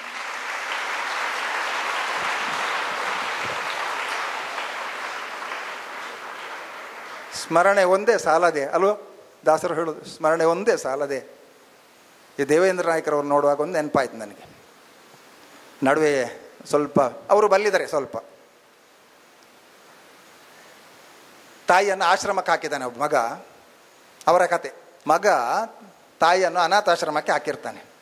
ಇನ್ನೇನು ತಾಯಿ ಕೆಲವೇ ದಿವಸದಲ್ಲಿ ಇಹಲೋಕ ತ್ಯಜಿಸ್ತಾಳೆ ಅಂತಿರುವಾಗ ಮಗ ಹೋಗ್ತಾನೆ. ಮಗ ತಾಯಿ ಹತ್ರ ಕೇಳ್ತಾನೆ, ಅಮ್ಮ ನಿಮ್ಮದು ಏನು ಕೊನೆ ಆಸೆ, ಏನು ಬೇಕು ನಿಮಗೆ? ತಾಯಿ ಹೇಳ್ತಾಳೆ, ನನ್ನ ಆಶ್ರಮಕ್ಕೆ ನನಗೇನು ಬೇಡ, ಆಶ್ರಮಕ್ಕೊಂದು ಫ್ಯಾನ್ ಮತ್ತೊಂದು ಫ್ರಿಜ್ 2 ಕೊಡಪ್ಪ ಅಂತ. ಇವನಿಗೆ ಭಾಳ ವಿಚಿತ್ರ ಆಗ್ತದೆ. ಅಮ್ಮನಿಗೆ ಈಗ ಇನ್ನೊಂದು 4 ದಿವಸದಲ್ಲಿ ಸಾಯುವ ಹಾಗೆ ಇದ್ದಾರೆ, ಅವರಿಗೆ ಫ್ಯಾನ್ ಮತ್ತು ಫ್ರಿಜ್ ಈಗ ಯಾಕೆ ನೆನಪಾಯಿತು ಅಂತ. ಅದಕ್ಕೆ ಕೇಳಿದ, ಅಮ್ಮ ಯಾಕೆ ಈಗ ನಿಮಗೆ ಫ್ರಿಜ್ ಮತ್ತು ಫ್ಯಾನ್ ಅಂತ? ಅಲ್ಲ, ನನ್ನ ಸಮಸ್ಯೆ ಅಲ್ಲಮ್ಮ, ನಮ್ಮ ಸಮಸ್ಯೆ ಏನು ಅಂತೇಳಿದರೆ, ನಾಳೆ ನಿನ್ನ ಮಗ ಈ ಅನಾಥಾಶ್ರಮಕ್ಕೆ ನಿನ್ನ ಮಗನನ್ನು ಹಾಕಿದರೆ ನಿನಗೆ ಒಂದು ದಿವಸದು ಫ್ಯಾನ್ ಇಲ್ಲದೆ ಮಲಗಲಿಕ್ಕಾಗೋದಿಲ್ಲ, ಫ್ರಿಜ್ ಇಲ್ಲದೆ ಏನೂ ಮಾಡಲಿಕ್ಕಾಗೋದಿಲ್ಲ ಅಲ್ವಾ? ಆದ್ದರಿಂದ ನೀನು ಚೆನ್ನಾಗಿರಬೇಕು ಅಂತ. ತಾಯಿ ಸಾಯಲಿಕ್ಕೆ 4-5 ದಿವಸ ಇರುವಾಗಲೂ ಕೊನೆ ಆಸೆ ಏನು ಅಂತ ಹೇಳಿದರೆ, ಮಗ ಅಲ್ಲಿಗೆ ಬಂದರೆ ಅಲ್ಲಿ ಅವನಿಗೆ ನಿದ್ದೆ ಮಾಡಲಿಕ್ಕೆ ಆಗೋದಿಲ್ಲ, ಒಂದು ಫ್ಯಾನ್ ಮತ್ತು ಫ್ರಿಜ್, ಅವರಿಗೊಂದು ಚಪ್ಪಾಳೆ ಇರಲಿ, ಅವರು ಅದನ್ನು ಹೇಳ್ತಾ ಇದ್ರು ಬರುವಾಗ.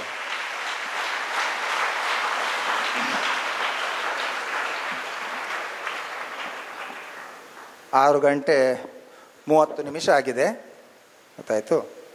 ಮಕ್ಕಳಿಗೆ ಒಂದು ಸ್ವಲ್ಪ ಇನ್ಫೀರಿಯಾರಿಟಿ ಕಾಂಪ್ಲೆಕ್ಸ್ ಇರ್ತದೆ, ಕೆಲವರಿಗೆಲ್ಲ ಸಾಧನೆ ಮಾಡಲಿಕ್ಕೆ ಆಗೋದಿಲ್ಲ. ಆಗ ಬೇಡ ಈ ಜೀವನ, ಯಾಕೆ ಜೀವನ ಸುಮ್ಮನೆ ಅಂತ ಅನ್ನಿಸ್ತದೆ. ಮಕ್ಕಳೇ, ಬಲ್ಲಿದರ ಅನುಭವದಿಂದ 1-2 ಮಾತು ಹೇಳ್ತೇನೆ ನಿಮಗೆ. ಸತ್ತೇನೆಂದೆನಬೇಡ, ಸೋತೇನೆಂದೆನಬೇಡ. ಬತ್ತಿ ತೆನ್ನೋಳು ಸತ್ವ ದೂಟ ಎನಬೇಡ. ಅರ್ಥ ಆಗ್ತಾ ಉಂಟಾ? ನಾನು ಸೋತೆ, ನಾನು ಸತ್ತೆ ಅಂತ ತಲೆಬಿಸಿ ಮಾಡುವುದಲ್ಲ. ಬತ್ತಿ ತೆನ್ನೋಳು ಸತ್ವದ ಮೂಟೆ. ನನ್ನಲ್ಲಿ ಸತ್ವ ಅನ್ನುವಂಥ ಮೂಟೆ ಬತ್ತಿ ಹೋಯ್ತು ಅಂತ ಆಲೋಚನೆ ಮಾಡಬೇಡ. ಮತ್ತೆ ತೋರ್ಪುದು ನಾಳೆ ಒಂದು ದೊಡ್ಡ ಸುಖ ನಿನಗೆ. ಅದನ್ನು ಬಹಳ ಚೆನ್ನಾಗಿ ಮಂಕುತಿಮ್ಮನ ಕಗ್ಗದಲ್ಲಿ ನೀವು ನೋಡಿದರೆ ಗೊತ್ತಾಗುತ್ತೆ. ಏನಾನು ಮಾಡು ಕೈಗೆ ಬಂದುಜ್ಜುಗವ, ನಾನೇನು ಹುಲ್ಲುಕಡ್ಡಿ ಎಂಬ ಭ್ರಮೆ ಬೇಡ. ಹೀನ ಮಾವುದು ಇಲ್ಲ ಜಗದ ಗುಡಿ ಯೂಳಿಗದಿ, ತಾಣ ನಿನಗಿಯುವುದಿಲ್ಲಿ ಮಂಕುತಿಮ್ಮ.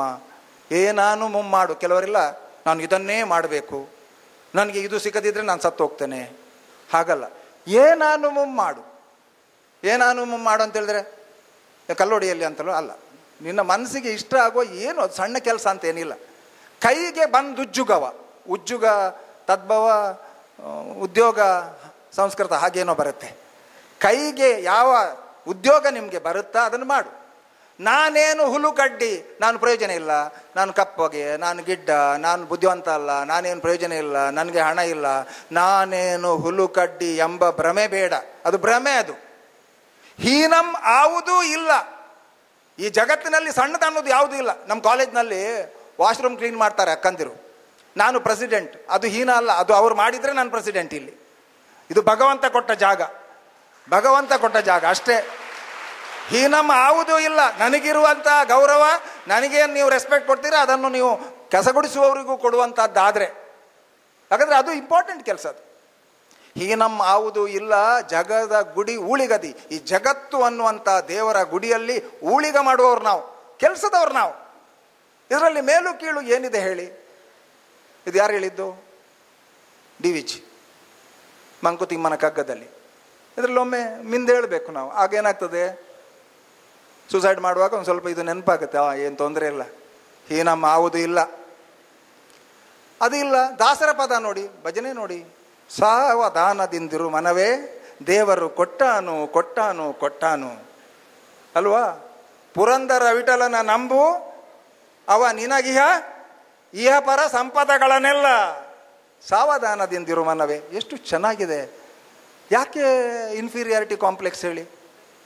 ನಮ್ಮ ತಂದೆ ತಾಯಿ ಸಾಗುವಳಿ ಕೆಲಸ ಮಾಡ್ತಾಯಿದ್ರು, ಶಿಕ್ಷಣ ಇರಲಿಲ್ಲ, ನಮಗೆ ಕಲೀಲಿಕ್ಕೆ ಬೇಕಾದಷ್ಟು ಹಣ ಇರಲಿಲ್ಲ,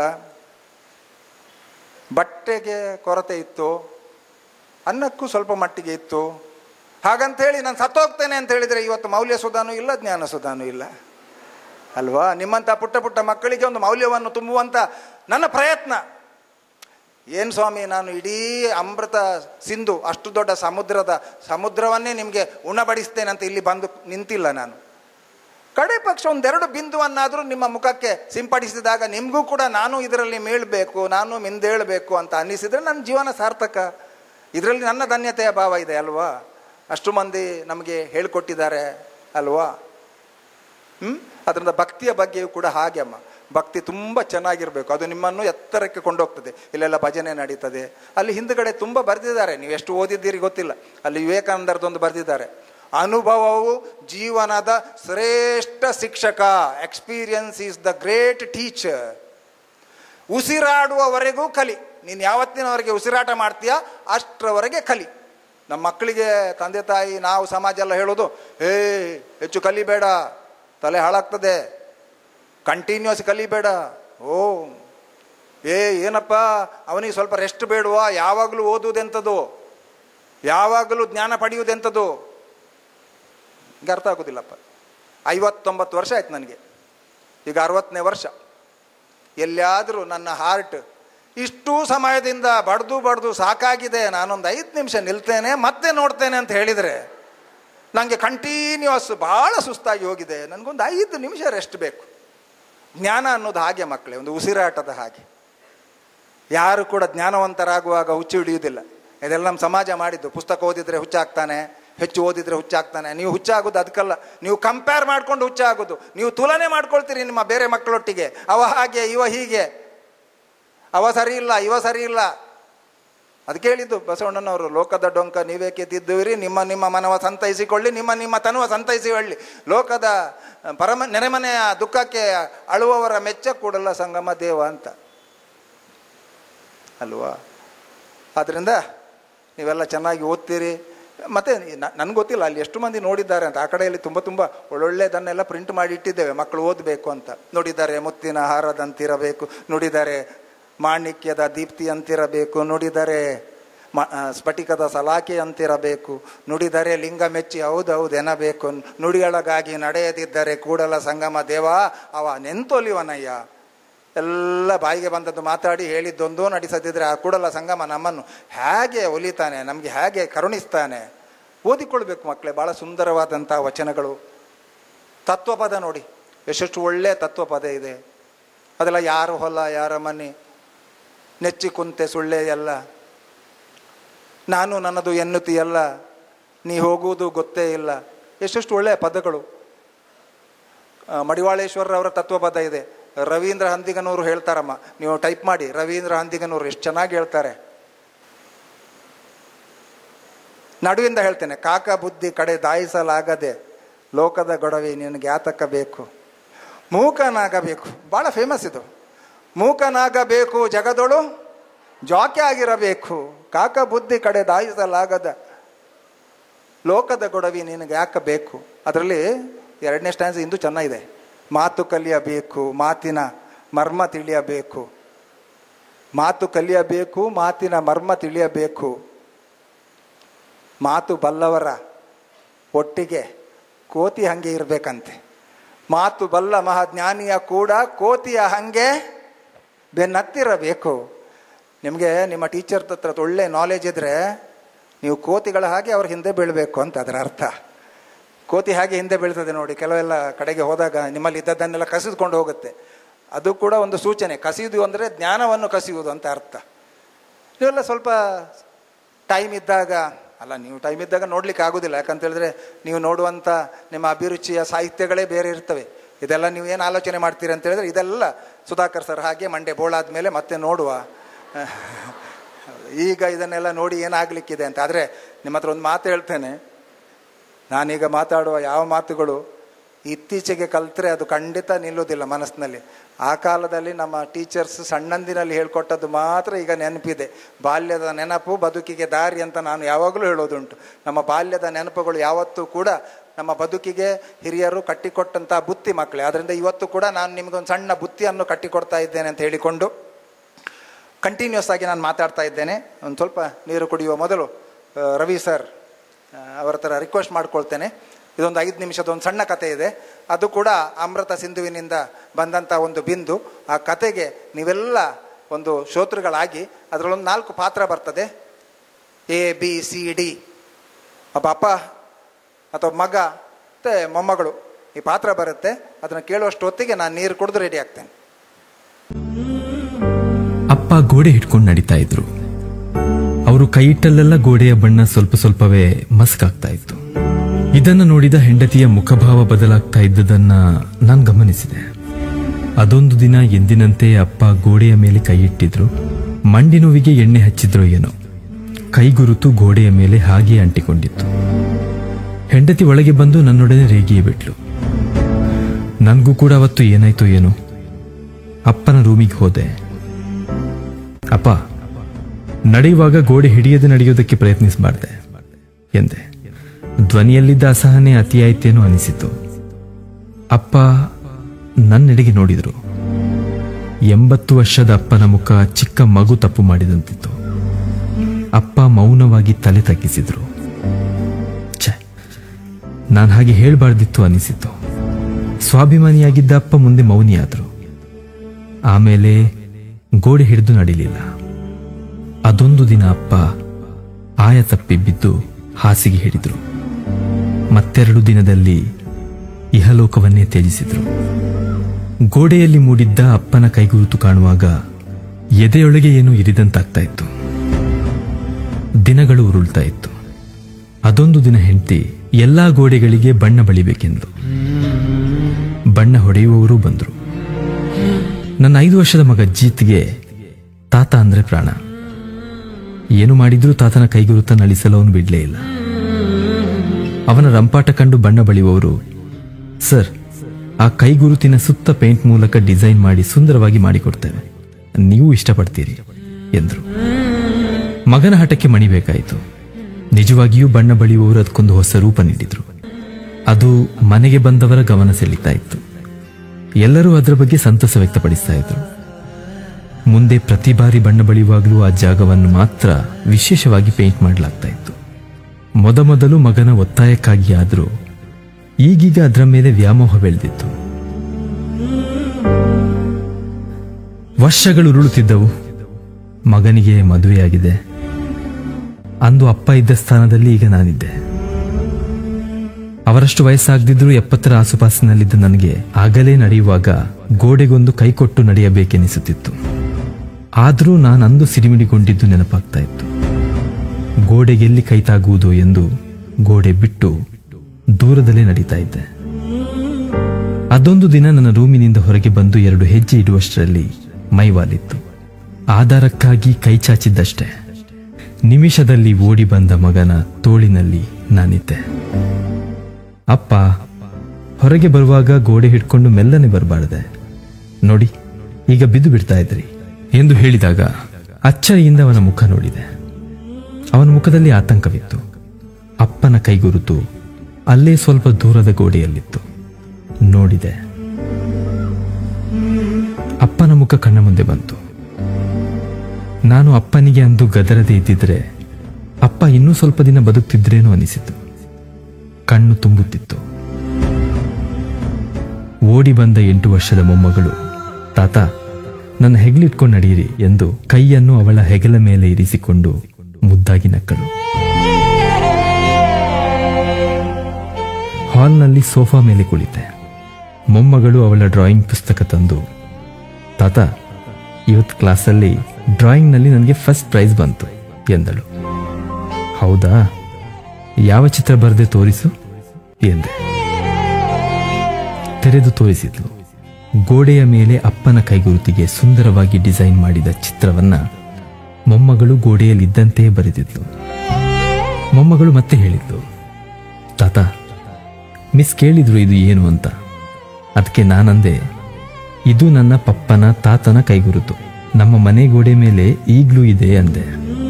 ಅದಕ್ಕೆ ಮಿಸ್, ಮಕ್ಕಳು ಚಿಕ್ಕವರಿರುವಾಗ ಮನೆಯ ಗೋಡೆಯಲ್ಲೆಲ್ಲ ಗೀಸಿದ ಗೆರೆಗಳು, ಚಿತ್ರಗಳು, ಹೆಜ್ಜೆ ಗುರುತು, ಕೈಗುರುತು ಇವುಗಳನ್ನೆಲ್ಲ ನೋಡಿ ನಮ್ಮ ಅಪ್ಪ ಅಮ್ಮ ಪ್ರೀತಿಯಿಂದ ಸಂಭ್ರಮ ಪಡ್ತಾರೆ. ಹಾಗೆ ನಾವು ಅವರಿಗೆ ವಯಸ್ಸಾದ ನಂತರ ಅವರನ್ನು ಅದೇ ರೀತಿ ಪ್ರೀತಿಸಬೇಕು ಎಂದು ಎಲ್ಲ ಮಕ್ಕಳಿಗೆ ಹೇಳಿಕೊಟ್ರು. ನನಗೆ ವೆರಿ ಗುಡ್ ಶ್ರೇಯ ಎಂದ್ರು ಎಂದು ಮುದ್ದು ಮುದ್ದಾಗಿ ನೋಡಿದ್ಲು. ನನಗೆ ಮಗ ಮೊಮ್ಮಗಳ ಮುಂದೆ ತೀರ ಚಿಕ್ಕವನಾದಂತೆ ಅನಿಸಿತು. ರೂಮಿಗೆ ಬಂದೆ. ಬಾಗಿಲು ಮುಚ್ಚಿ, ಅಪ್ಪ, ನನ್ನ ಕ್ಷಮಿಸಿಬಿಡಿ ಅಪ್ಪ ಎಂದು ಮನಸ್ಸು ಹಗುರಾಗುವವರೆಗೂ ಒತ್ತೆ. ಹಾ, ನೆನಪಾದಾಗಲೆಲ್ಲ ಕಣ್ಣಂಚು ಒದ್ದೆಯಾಗುತ್ತೆ. ಸಣ್ಣ ಕತೆ ಅರ್ಥ ಆಯ್ತಾ? ಬಹುಶಃ ಅರ್ಥ ಆಗಿದೆ ಅಂತ ತಿಳ್ಕೊಳ್ತೇನೆ ನಾನು. ನನಗಂತೂ ತುಂಬ ಅರ್ಥ ಆಗ್ತದೆ ಇದು. ನನ್ನ ಹೆಂಡತಿ ಇಲ್ಲಿ ಇದ್ದರೆ ಅಥವಾ ಕೇಳ್ತಾ ಇದ್ದರೆ ಖಂಡಿತ ಅವಳ ಕಣ್ಣಂಚಿನಲ್ಲಿಯೂ ನೀರು ಬರಬಹುದು. ನನ್ನ ಅಪ್ಪ ಸಾಗುವಳಿ ಕೆಲಸ ಮಾಡಿ ದುಡಿದು ಬಂದು ಸ್ನಾನ ಮಾಡಿ ಒಂದು ಗೋಡೆಗೆ ಹೊರಗೆ ಕೂತ್ಕೊಳ್ತಾ ಇದ್ರು. ನನ್ನ ಅಮ್ಮ ತುಂಬ ಬಯಸಿಕೊಂಡು ಪಪ್ಪನ ಹತ್ರ ಎಣ್ಣೆ ಸವರ್ತಾ ಇದ್ರು ತಂದೆಯ ಕಾಲಿಗೆ ಎಲ್ಲ. ನಡೆದಂಥ ಘಟನೆ. ಪಪ್ಪ ಒಂದು ಲಂಗೋಟಿ ಉಟ್ಕೊಂಡು ಒಂದು ಸಣ್ಣ ಕಟ್ಟೆ ಇಟ್ಕೊಂಡು ಅವರ ಬೆನ್ನು ಆ ಗೋಡೆಗೆ ತಾಗಿತ್ತು, ತಲೆ ಯಾವಾಗಲೂ ಆ ಕಂಬಕ್ಕೆ ತಾಗಿತ್ತು. ಆ ಚಿತ್ರಣ ನನಗೆ ಮನಸ್ಸಿಗೆ ಬಂದಾಗ ನನ್ನ ಅಪ್ಪ ಅಮ್ಮ ಎಷ್ಟು ದುಡಿದಿದ್ದಾರೆ ಅಂತ ನನಗೆ ಅನಿಸೋದು ಯಾವಾಗಲೂ. ಆದರೆ ನಾನು ಆ ಮನೆ ಬಿಟ್ಟು ಬರಲಿಲ್ಲದಿದ್ದರೂ ಕಲಿಯುವುದಕ್ಕೆ ನನ್ನ ಮಗನ ಜೊತೆ ಹೊರಗಡೆ ಬಂದೆ. ನಮ್ಮ ಮನೆಯಲ್ಲಿ ಮಾತ್ರ ಪೇಂಟ್ನಿಂದ ಆ ಗುರುತು ಇಲ್ಲವೇ ಇಲ್ಲ. ನಮ್ಮ ಬದುಕಿನಲ್ಲಿ ನಮ್ಮ ತಂದೆ ತಾಯಿ ಏಜಿಗೆ ಹೋಗುವಾಗ ಇಂಥ ಗುರುತುಗಳು ಎಲ್ಲಿಯಾದರೂ ಇರ್ಬೋದು, ಮಕ್ಕಳೇ ಜತನದಿಂದ ಕಾಪಾಡಿಕೊಳ್ಳಿ ಅಂತ ನಾನು ಈ ಸಂದರ್ಭದಲ್ಲಿ ಹೇಳಲಿಕ್ಕೆ ಇಷ್ಟಪಡ್ತೇನೆ. ಓಕೆ, ಇನ್ನೂ 2 ವಿಷಯ ಹೇಳಿಕೊಂಡು ನನ್ನ ಮಾತು ಮುಗಿಸ್ಲಿಕ್ಕಿದ್ದೇನೆ ನಾನು. ಈ ಕತೆ ಬಹುಶಃ ಎಲ್ಲರ ಬದುಕಿನಲ್ಲೂ ಬರುತ್ತೆ. ನೀವೆಲ್ಲ ಈಗ ಮಕ್ಕಳಾಗಿದ್ದೀರಿ, ನಿಮ್ಮ ತಂದೆ ತಾಯಿ. ನೀವೆಲ್ಲ ಸಣ್ಣವರಿರುವಾಗ ನಾನು ಯಾವಾಗಲೂ ಹೇಳುವುದುಂಟು, ಸಣ್ಣವರಿರುವಾಗ ಚಡ್ಡಿಯಲ್ಲಿ 1, 2 ಎಲ್ಲ ಮಾಡುವ ಸಂದರ್ಭದಲ್ಲಿ ನಿಮ್ಮ ಪಪ್ಪ ಅಮ್ಮನಿಗೆ ಯಾವತ್ತೂ ನೀವು ಹೇಸಿಗೆ ಅಂತ ಅನ್ನಿಸಿರಲಿಲ್ಲ.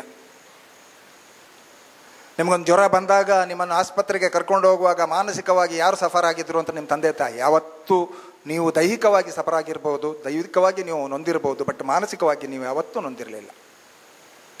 ನಾನು ಯಾವತ್ತೂ ನನ್ನ ವಿದ್ಯಾರ್ಥಿಗಳ ಹತ್ರ ಹೇಳ್ತೇನೆ, ನೀವು ದೊಡ್ಡವರಾದಾಗ ಒಂದು ದಿವಸ ಬರ್ಬೋದು ನಿಮ್ಮ ತಂದೆ ತಾಯಿ ಚಡ್ಡಿಯಲ್ಲಿ 1, 2 ಮಾಡಿಕೊಳ್ಳುವಂಥ ಏಜ್ ಬರ್ಬೋದು.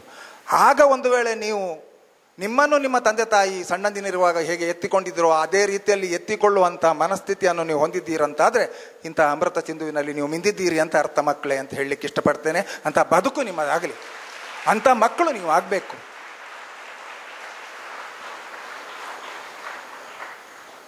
ಇವತ್ತೆಲ್ಲ ನಾವು ಏನಾಗಿದ್ದೇವ ಅದು ನಮ್ಮ ತಂದೆ ತಾಯಿ, ನಮ್ಮ ಸಮಾಜ, ನಮ್ಮ ಗುರುಗಳು ಕೊಟ್ಟಂಥ ಭಿಕ್ಷೆ ಇದೆಲ್ಲ. ಅಂಥ ಧನ್ಯತಾ ಭಾವನೆ ನಿಮಗೆ ಇದ್ದರೆ ಮಕ್ಕಳೇ, ನೀವು ಸಾಹಿತ್ಯವನ್ನು ಓದಬೇಕು.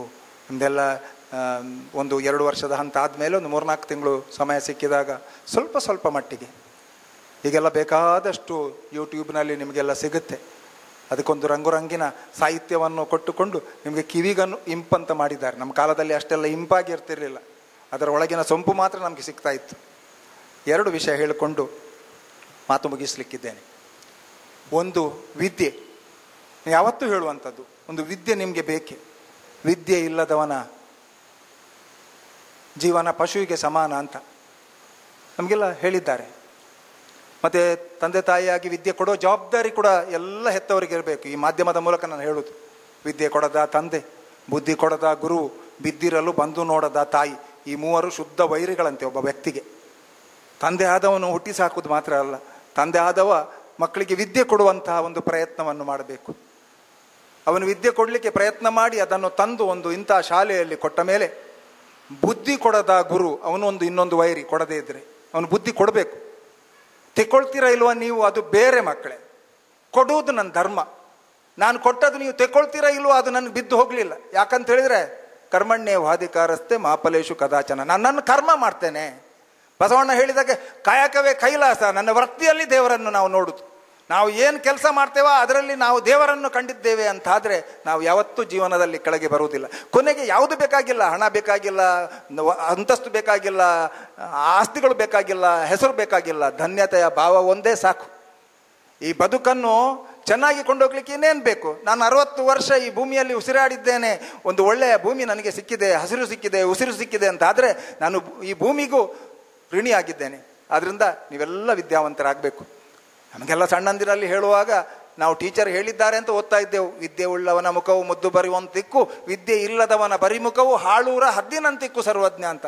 ವಿದ್ಯೆ ಇದ್ದರೆ ಮುಖ ಮುದ್ದಾಗಿರುತ್ತೆ. ಇವತ್ತು ಪೌಡರ್ ಹಾಕಿದರೆ, ಐಬ್ರೋ ಶೇಪ್ ಮಾಡಿದರೆ, ಮುಖಕ್ಕೊಂದಷ್ಟು ಮೆತ್ತಿದ್ರೆ ಮಾತ್ರ ಮುದ್ದಾಗಿರುವುದಲ್ಲ. ಒಳಗಡೆ ವಿದ್ಯೆ ಇದ್ದರೆ, ವಿದ್ಯೆ ಉಳ್ಳವನ ಮುಖವು ಮುದ್ದು ಬರುವಂತಿಕ್ಕು, ಅವನು ಮುತ್ತು ಕೊಡುವಂತ ಅನ್ನಿಸ್ತದೆ. ವಿದ್ಯೆ ಇಲ್ಲದವನ ಮುಖ ಅದು ಬರಿಮುಖ. ಬರಿಮುಖವೋ ಕರಿಮುಖವೋ ಉರಿಮುಖವೋ ಯಾವುದೋ ಒಂದು ಮುಖ. ಹಾಳೂರ ಹದ್ದಿನಂತಿಕ್ಕು ಸರ್ವಜ್ಞ ಅಂತ. ಮತ್ತೆ ಸರ್ವಜ್ಞನ ನಾನು ಎಣಿಸುವುದು ಅವರಿಗೆಲ್ಲ ಎಲ್ಲಿಂದ ಜ್ಞಾನ ಬಂದಿದೆ ಹೇಳಿ? ಅವರಿಗೆ ಸಾರ್ವಕಾಲಿಕವಾದ ಸತ್ಯಗಳನ್ನು ಈ ಬದುಕಿಗೆ ಕೊಡಬೇಕು.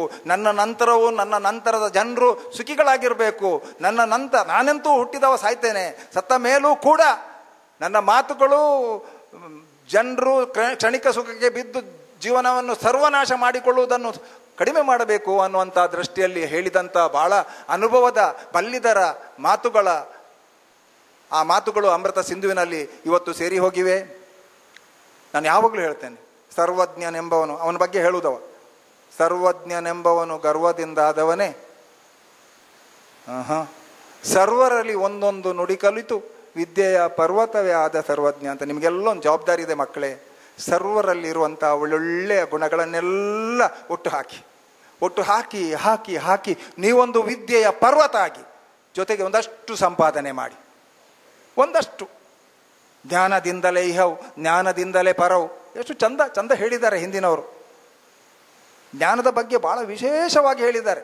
ಸಜ್ಜನರೊಟ್ಟಿಗೆ ಸೇರಿ, ಸಜ್ಜನರ ಸಂಗವದು ಹೆಜ್ಜೆಯನ್ನು ಸವಿದಂತೆ ದುರ್ಜನರೊಡನಾಟ ಬಚ್ಚಲಿನ ರೊಚ್ಚೆಯಲ್ಲಿ ಬಿದ್ದ ಹಾಗೆ ಅಂತ. ಬಚ್ಚಲಿನ ರೊಚ್ಚೆ ಗೊತ್ತುಂಟಲ್ವ ನೀವು, ಸ್ನಾನ ಮಾಡುವ ಜಾಗ ಹೇಗಿರ್ತದೆ ಅಂತ. ಅದು ದುರ್ಜನರ ಸಹವಾಸ ಅಂದರೆ ಹಾಗೆ ನಾರ್ತದೆ ನೋಡಿ ಮತ್ತೆ ಜೀವನ. ಇದೆಲ್ಲ ನಾವು ಅಲ್ಲಿ ಅಜಕಾರಿನ ವಿಷಯ, ಇನ್ನೊಂದು ವಿಷಯ ಹೇಳಿದೆ ಅಲ್ವ, ಅದು ಬಚ್ಚಲಿನಲ್ಲಿರುವ ರೊಚ್ಚೆ. ಅದು ಸಜ್ಜನರ ಸಂಘ ಮಾಡಿ, ವಿದ್ಯಾವಂತರಾಗಿ, ನಿಮ್ಗೆ ಕೊಟ್ಟಂಥ ಜವಾಬ್ದಾರಿಯನ್ನು ಚೆನ್ನಾಗಿ ಮಾಡಿ, ನಿಮ್ಮ ಕೆಲಸದಲ್ಲಿ ದೇವರನ್ನು ಕಾಣಿ. ನೀವು ದೇವಸ್ಥಾನದಲ್ಲಿ ದೇವರಿಗೆ ಕೈ ಮುಗೀತೀರಾ ಇಲ್ವಾ ಗೊತ್ತಿಲ್ಲ, ನಿಮ್ಗೆ ಒಳ್ಳೆ ತಂದೆ ತಾಯಿ ಸಿಕ್ಕಿಯೇ ಇರ್ತಾರೆ. ಅಪವಾದಗಳು ಉದಾಹರಣೆಗಳಲ್ಲ. ನಿಮ್ಮ ತಂದೆ ತಾಯಿ ನಿಮ್ಮನ್ನು ಇಲ್ಲಿ ಹಾಕಿದ್ದಾರೆ ಅಂತ ಹೇಳಿದರೆ ಖಂಡಿತ ನಿಮ್ಮ ಬಗ್ಗೆ ಭಾಳ ಪ್ರೀತಿ ಇದೆ ಅವರಿಗೆ, ಭಾಳ ದೊಡ್ಡ ತ್ಯಾಗ ಮಾಡಿದ್ದಾರೆ. ಅವರನ್ನು ದೇವರಂತೆ ತಿಳ್ಕೊಳ್ಳಿ, ಸಂಪಾದನೆ ಮಾಡಿ. ಒಂದಷ್ಟು ಸಂಪಾದನೆ ಮಾಡಿದ ಮೇಲೆ, ಇಷ್ಟವರೆಗೆ ನಾನು ವಿದ್ಯೆಯ ಬಗ್ಗೆ ಸಣ್ಣದಾಗಿ ಹೇಳಿದೆ. ದಾನ ಒಂದು ಮಾಡಬೇಕು ಸ್ವಲ್ಪ. ನೀವೆಲ್ಲ ಒಂದಷ್ಟು ಕೋಟಿ ಕಟ್ಲೆ ನೇರವಾದ ಮಾರ್ಗದಿಂದ ಸಂಪಾದನೆ ಮಾಡಿ ಅಂತ ನಾನು ದೇವರ ಎದುರಿಂದ ಆಶೀರ್ವಾದ ಪೂರ್ವಕವಾಗಿ ಹೇಳ್ತೇನೆ. ನೀವೆಲ್ಲ ಬದುಕಿನಲ್ಲಿ ಯಾವತ್ತೂ ಕೂಡ ವಿನಾದೈನ್ಯನ ಜೀವನ, ಬೇರೆಯವರ ಎದುರಿಗೆ ಕೈ ಚಾಚುವಂಥ ಬದುಕು ನಿಮ್ಮದಾಗೋದೇ ಬೇಡ. ನಾವೆಲ್ಲ ನಿಮ್ಮನ್ನು ಹಾರೈಸ್ತೇವೆ, ದೇವರ ಹತ್ರ ಆಶೀರ್ವಾದ ಬೇಳ್ತೇವೆ. ಬದುಕಿನಲ್ಲಿ ನನ್ನಂಥವರು 2 ಬೇಡಬೇಕು, ನಿಮ್ಮಂಥವ್ರು ಈಗ 1 ಬೇಳಿದ್ರೆ ಸಾಕು. ನಿಮ್ಮಂಥವರು ವಿನಾದೈನ್ಯನ ಜೀವನ ಅದು ಬೇಡಿದರೆ ಸಾಕು. ನನ್ನಂಥವರು ಅನಾಯಾಸೆಯ ಮರಣ, ವಿನಾದೈನ್ಯನ ಜೀವನ. ದೇವರೇ ಸಾವು ಕೊಡುವಾಗ ಯಾವುದೇ ಆಯಾಸ ಇಲ್ಲದಂಥ ಸಾವು ಕೊಡು, ಅದನ್ನು ನಾವು ಕೇಳಬೇಕು. ಯಾಕಂದರೆ ಈ ಜಗತ್ತಿನಲ್ಲಿ ದೇವರ ಹತ್ರ ಕೇಳುವುದಿದ್ರೆ ಇದು 2 ಕೇಳಬೇಕಂತೆ, ಅನಾಯಾಸೆ ಮರಣ, ವಿನಾದೈನ್ಯನ ಜೀವನ ಅಂತ. ನೀವೆಲ್ಲ ಹಣ ಮಾಡಿದ ಮೇಲೆ ದಾನ ಮಾಡಬೇಕು. ದಾನ ಮಾಡಿದ ಮೇಲೆ ಹೆಸರಿಗೋಸ್ಕರ ಅಲ್ಲ, ಗೊತ್ತಾಯಿತು? ದಾನ ಮಾಡೋದು ಬರೀ ಹೆಸರಿಗೆಲ್ಲ. ಕೆಲವರೆಲ್ಲ ಹೇಳ್ತಾರೆ ಅಷ್ಟು ದಾನ ಮಾಡಿದ್ರು ಅವರು, ಸುಧಾಕರ್ ಶೆಟ್ಟರು ಇಷ್ಟು ಕೊಟ್ಟರು, ಇಷ್ಟು ದಾನ ಮಾಡಿದರು. ಸುಮ್ಮನೆ ಸುಂದರವಾದಂಥ ಒಂದು ಬಲ್ಲಿದರ ಅನುಭವ ಇದೆ. ಇಳೆ ನಿಮ್ಮ ದಾನ, ಬೆಳೆ ನಿಮ್ಮ ದಾನ, ಸುಳಿದು ಬೀಸುವ ದಾಳಿ ಅದು ನಿಮ್ಮ ದಾನ. ನಿಮ್ಮ ದಾನವನ್ನುಂಡು ಅನ್ಯರ ಪೊಗಳುವ ಕುನ್ನಿಗಳ ನೇನೆಂಬೆ ರಾಮನಾಥ ಅಂತ. ರಾಮನಾಥನ ವಚನ. ಏನು ವಚನ? ಇಳೆ ನಿಮ್ಮ ದಾನ. ಈ ಭೂಮಿ ಅನ್ನೋದು ಯಾರ್ದು ದಾನ? ಭಗವಂತನ ದಾನ. ಅದರಲ್ಲಿ ಬೆಳೆಯುವಂಥ ಬೆಳೆ ಯಾರ ದಾನ? ಭಗವಂತನದ್ದು. ನಿಮ್ಮ ದಾನವನ್ನುಂಡು, ಈ ಸುಳಿದು ಬೀಸುವ ಗಾಳಿ, ಈ ಗಾಳಿಯೆಲ್ಲ ಬೀಸ್ತದಲ್ವ, ಅಲ್ಲಿ ಫ್ಯಾನ್ನಲ್ಲೆಲ್ಲ ಬರುತ್ತಲ್ಲ, ಅದರಿಂದ ನಾವು ಉಸಿರಾಡ್ತಾ ಇದ್ದೇವೆ. ಅದು ಯಾರ ದಾನ? ಯಾರ ದಾನ? ದೇವರದು. ನಿಮ್ಮ ದಾನವನ್ನುಂಡು ಅನ್ಯರ ಪೊಗಳುವ, ಅವರ ದಾನವನ್ನು ತಿಂದು ಸುಧಾಕರ್ ಶೆಟ್ಟರು ಕೊಟ್ಟರು, ಇಂಥವ್ರು ಕೊಟ್ಟರು, ಅಂಥವ್ರು ಕೊಟ್ಟರು, ಅವರಿಗೊಂದು ಶಾಲು ಹೊದಿಸುವುದು, ಅವರಿಗೊಂದು ಸನ್ಮಾನ ಮಾಡುವುದು. ನನಗೆ ಎಷ್ಟೋ ಮಂದಿ ಸನ್ಮಾನಕ್ಕೆ ಕರೀತಾರೆ. ನಾನು ಯಾವತ್ತೂ ಹೇಳ್ತೇನೆ, ನಾನು ಇಂಥದ್ದೆಲ್ಲ ಭಗವಂತ ನನ್ನ ಕೊಟ್ಟಿದ್ದಾನೆ, ಸನ್ಮಾನಕ್ಕೆ ಕರಿಬೇಡಿ ಅಂತ. ಇಲ್ಲೊಂದು ಮಂಡಕ್ಕಿ ಮಾರುವ ತಾಯಿಯ ಕತೆ ಹೇಳ್ತೇನೆ ಯಾವಾಗಲೂ. ಮಂಡಕ್ಕಿ ಮಾರುವ ತಾಯಿ, ಗಂಡ ಕುಡುಕ, ಮಗನನ್ನು ಇಲ್ಲಿ ಹಾಕ್ತಾಳೆ. ಮಗ ಕಲಿತಾನೆ. ಮಗ ಕಲಿತು ಕಷ್ಟಪಟ್ಟು MBBS ಫ್ರೀ ಸೀಟ್ ತಗೊಳ್ತಾನೆ ನಮ್ಮ ಕಾಲೇಜ್ನಲ್ಲಿ. ಆ ತಾಯಿ ಬಂದು ನನ್ನ ಹತ್ರ ಹೇಳ್ತಾರೆ, ಕಣ್ಣೀರು ಹಾಕ್ಕೊಂಡು ಆನಂದ ಬಾಷ್ಪ, ಸರ್ ನನ್ನ ಮಗನನ್ನು ನೀವು ಡಾಕ್ಟ್ರು ಮಾಡಿದ್ರಲ್ವಾ ಅಂತ. ಆ ಕ್ಷಣದ ಸುಖದ ಎದುರಿಗೆ ಯಾವ ಸನ್ಮಾನಗಳು ಏನು ಬೇಕು ನಮಗೆ ಹೇಳಿ? ಯಾವ ಸನ್ಮಾನ ನಮಗೆ ಅದಕ್ಕಿಂತ ದೊಡ್ಡ ಸನ್ಮಾನ ಆಗುತ್ತೆ? ನೆನ್ಪಿಟ್ಕೊಳ್ಳಿ ಮಕ್ಕಳೇ. ಇಳೆ ನಿಮ್ಮ ದಾನ, ಬೆಳೆ ನಿಮ್ಮ ದಾನ, ಸುಳಿದು ಸೂಸುವ ಗಾಳಿ ಅದು ನಿಮ್ಮ ದಾನ. ನಿಮ್ಮ ದಾನವನ್ನುಂಡು ಅನ್ಯರ ಪೊಗಳುವ ಕುನ್ನಿಗಳನ್ನೇನೆಂಬೆ. ಕುನ್ನಿಗಳಂದರೆ ನಾಯಿಗಳು. ಏನೆಂಬೆ ರಾಮನಾಥ. ದಾನ ಮಾಡಬೇಕಮ್ಮ, ದಾನ ಸ್ವಲ್ಪ ಆದರೂ ಮಾಡಬೇಕು, ಅದರಲ್ಲಿ ನಿಮಗೆ ಸುಖ ಸಿಗ್ತದೆ. ನೀವು 100 ರೂಪಾಯಿ ದುಡ್ದದ್ರಲ್ಲಿ ಹೆಚ್ಚು ಉದಾಹರಣೆ ಎಲ್ಲ ದೂರ ಹುಡುಕೋದಿಲ್ಲ. ಇಲ್ಲೊಬ್ರು ಪುಣ್ಯಾತ್ಮ ಕೂತಿದ್ದಾರೆ, ಅವ್ರದ್ದೇ ಉದಾಹರಣೆ ಸಾಕು ನನಗೆ. ಇಲ್ಲೊಬ್ರು ಜಗದೀಶ್ ಮಾಸ್ಟ್ರು ಅಂತಿದ್ದಾರೆ. ಅವ್ರು ರಿಟೈರ್ಡ್ ಆಗಿ ಎಷ್ಟು ವರ್ಷ ಆಯಿತು ಮಾಸ್ಟ್ರೆ? 10 ವರ್ಷ ಆಯಿತು ಹೆಚ್ಚು ಕಡಿಮೆ. ಹೇಳ್ಬೋದಲ್ವ 70 ವರ್ಷ ಆಗಿದೆ ಅಂತ? ಯಾಕಂದರೆ ನನಗೆ 70 ಆಗುವಾಗ ಹೇಳಲಿಕ್ಕೆ ಭಾಳ ಕಷ್ಟ ಉಂಟು. ಅವರೊಂದು ಏಡೆಡ್ ಗೌರ್ಮೆಂಟ್ ಸಂಬಳ ತಗೊಳ್ಳುವಂಥ ಶಿಕ್ಷಕ ಅವರು. ಆ ಶಾಲೆಯಲ್ಲಿ ಆ ನಂತರವೂ ಅಲ್ಲಿಯ ಹಳೆ ವಿದ್ಯಾರ್ಥಿಗಳನ್ನು ಒಟ್ಟು ಹಾಕಿಕೊಂಡು ಅವರಿಂದ ದೇಣಿಗೆ ಪಡೆದು, ಸರ್ಕಾರದಿಂದ ಶಿಕ್ಷಕರಿಲ್ಲದಿದ್ದರೂ 6 ರಿಂದ 7 ಶಿಕ್ಷಕರನ್ನು ಆ ಶಾಲೆಯಲ್ಲಿ ಹಾಕ್ಕೊಂಡು ಅದರಿಂದ ಸಂಬಳ ಕೊಟ್ಟುಕೊಂಡು 10 ವರ್ಷದಿಂದ ಅವರು ದುಡಿದ ಶಾಲೆಯನ್ನು ನಡೆಸ್ತಾ ಇದ್ದಾರೆ. ಇವತ್ತು ಅವರಿಗೆ ರಿಟೈರ್ಡ್ ಆಗಿ ಮನೆಯಲ್ಲಿ ಕೂತ್ಕೊಳ್ಬೋದಾಗಿತ್ತು.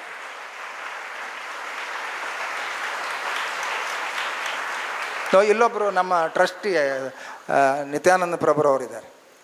ಅವರ ಬದುಕನ್ನು ಭಾಳ ಹತ್ತಿರದಿಂದ ನಾನು ನೋಡಿದವ, ಯಾವತ್ತೂ ಹೇಳಬೇಕಂತ ಅನ್ನಿಸ್ತದೆ. ಆದ್ದರಿಂದ ಇವತ್ತು ನನ್ನ ಒತ್ತಾಯದ ಮೇರೆಗೆ ಒಂದು ಅರ್ಹವಾಗಿ ಅವರು ನಮ್ಮ ಟ್ರಸ್ಟಿ ಆಗಿದ್ದಾರೆ. ಒಂದು ನಮ್ಮ ಊರಿನಲ್ಲಿ ಒಂದು ಸಣ್ಣ ಸೋಡಾ ಶಾಪ್, ಅಲ್ಲೊಬ್ಬ ವ್ಯಕ್ತಿ, ಈಗ ನೀವು ನೋಡಿದ್ರಲ್ವ ಅಪ್ಪ ಅಂತ ಒಂದು ನೋಡಿದ್ರಲ್ಲ, ಅಂತ ಒಂದು ಬಟ್ಟೆ ಉಟ್ಕೊಂಡು ಒಂದು ಶಾಲ ಹಾಕೊಂಡ ವ್ಯಕ್ತಿ. ಇಡೀ ದಿನ ಸೋಡಾದ ಆ ಮೆಷಿನನ್ನು ಕೈಯಲ್ಲಿ ತಿರುಗಿಸುವುದು, ಅದರಲ್ಲಿ 6 ಸೋಡಾ ಹಾಕ್ಕೊಂಡು ಅಂಗಡಿ ಮಾರೋದು. ದುಡಿದು ಇವತ್ತು one of the best chartered accountant ಅನ್ನಾಗಿ ಮಾಡಿದ್ದಾರೆ ಅವರ ಅಪ್ಪ. ಅವರೇನು ಸುಮ್ಮನೆ ಕೂತ್ಕೊಳ್ಳಿಲ್ಲ, ಅವರ ಇಡೀ ಕುಟುಂಬವನ್ನು ಚಾರ್ಟೆಡ್ ಅಕೌಂಟೆಂಟ್ ಮಾಡಿದ್ದಾರೆ. ಅವರ ಅಳಿಯ, ಅವರ ಅಕ್ಕನನ್ನು ನೋಡಿಕೊಳ್ಳುವ ರೀತಿ ಅವರ ಇಡೀ ಕುಟುಂಬ. ಅವರಲ್ಲೆಲ್ಲ ಹುಡುಗಿಯನ್ನೊಮ್ಮೆ ಮದುವೆ ಮಾಡಿ ಕೊಟ್ಟರೆ ಮತ್ತೆ ಆ ಜವಾಬ್ದಾರಿ ಇಲ್ಲ. ಇದನ್ನು ಹೇಳುವ ಉದ್ದೇಶ, ನಾನು ಅವರನ್ನು ಹೊಗಳುವುದಲ್ಲ, ಅವ್ರಿಗೆ ಹೊಗಳುವುದಂತ ಅವಶ್ಯಕತೆ ಏನಿದೆ ಹೇಳಿ ಅವರಿಗೆ. ಅವರನ್ನು ನಾನು ಏನು ಹೇಳೋದಂತ, ಅಂಥವ್ರು ನಿಮ್ಮಲ್ಲಿ ಎಷ್ಟೋ ಮಂದಿ ಇದ್ದೀರಿ. ನಿಮ್ಮ ಪಪ್ಪ ಅಮ್ಮನನ್ನು ಸ್ವಲ್ಪ ನೋಡ್ಕೊಳ್ಬೇಕು, ನೀವು ಆಲೋಚನೆ ಮಾಡಿಕೊಳ್ಬೇಕು, ಅವರ ಮೌಲ್ಯಗಳನ್ನು ನಿಮ್ಮಲ್ಲಿ ಜೋಡಿಸ್ಕೊಳ್ಬೇಕು. ಬಲ್ಲಿದರು ಹೇಳಿದಂಥ ಭಾಳ ಒಳ್ಳೊಳ್ಳೆ ಅನುಭವದ ಮಾತುಗಳನ್ನು ಒಂದು ಅಮೃತದ ಸಮುದ್ರವನ್ನಾಗಿರುವಂಥ ಸಮುದ್ರದಿಂದ ಒಂದಷ್ಟು ಕೊಡ ನೀರನ್ನು ಎತ್ತಿಕೊಂಡು ಸ್ನಾನ ಮಾಡಬೇಕು. ಆಗ ಬದುಕು ಧನ್ಯತೆಯನ್ನು ಹೊಂದದೆ, ನಾವೆಲ್ಲ ಆ ರೀತಿಯಲ್ಲಿ ಅಮರರಾಗ್ತೇವೆ ಅನ್ನುವಂಥ ನಿಟ್ಟಿನಲ್ಲಿ ನಾನು ನಿತ್ಯಾನಂದ ಪ್ರಭು ಅವರ ಒಂದು ಉದಾಹರಣೆಯನ್ನು ತೆಕ್ಕೊಂಡೆ. ಅನಿಲ್ ಸರನ್ನು ತೆಕ್ಕೊಳ್ಬೋದು. ಒಂದು ಕಾಲಘಟ್ಟದಲ್ಲಿ ಸುಮಾರು ವರ್ಷಗಳ ಹಿಂದೆ ನನ್ನ ಟೀಚರ್ ಒಬ್ಬರು ಕರ್ಕೊಂಡು ಬರ್ತಾರೆ ಅವರನ್ನು. ನಾನು ಆಗ ಉಪನ್ಯಾಸಕನಾಗಿದ್ದೆ. ಈ ಮಗುವಿಗೊಂದು ಸೀಟ್ ಬೇಕು ಅಂತ ನನ್ನ ಟೀಚರ್ ಒಂದು ಸೀಟ್ ಕೊಟ್ಟೆ. ಆ ಹುಡುಗ ಬೆಳೆದು ಬೆಳೆದು ಬೆಳೆದು MSc ಮಾಡಿ ನನ್ನ ಅಂಡರ್ನಲ್ಲೇ MPhil ಮಾಡಿ ಮತ್ತೆ ಬೆಳೆದು ನಾವು ಕಟ್ಟಿದಂಥ ಈ ಪುಟ್ಟ ಸಂಸ್ಥೆ ಇಷ್ಟು ಹೆಮ್ಮರವಾಗಿ ಇವತ್ತು ಬೆಳೆದಿದೆ. ಅದರದ್ದೇ 5 ಮಂದಿ ಟ್ರಸ್ಟಿಯಲ್ಲಿ ಒಬ್ಬ ಟ್ರಸ್ಟಿಯಾಗಿ ಮಾರ್ಪಾಡಾಗ್ತಾರೆ ಅಂತ ಹೇಳಿದ್ರೆ ಭಗವಂತ ಕೊಟ್ಟಂಥ ಕೆಲಸ. ಅವರಿಗೆ ಹೆಮ್ಮೆ ಅಲ್ಲ, ಅವರಿಗೆ ಪನಿಷ್ಮೆಂಟ್ ಅದು. ಅದೇನು ಅವರಿಗೇನು ಒಂದು ನಾಳೆ ಹೆಸರಿಗೆ ಒಂದು ದೊಡ್ಡ ಕಿರೀಟ ಅಲ್ಲ, ಅವರಿಗೆ ದಿನ ಪನಿಷ್ಮೆಂಟ್. ಈ ಸಂಸ್ಥೆಯನ್ನು ಇಟ್ಟುಕೊಳ್ಬೇಕು, ಅದು ಪನಿಷ್ಮೆಂಟ್. ಅದು ಡೇ 1 ಇರುವಂಥ ಪ್ರಾಂಶುಪಾಲರನ್ನು ನೋಡಿ ನೀವು. ಹಾಗೆ ಹೇಳ್ತಾ ಹೋದರೆ ಬಹುಶಃ ಬೆಳಿಗಿನ ತನಕ ಹೇಳಬೇಕು.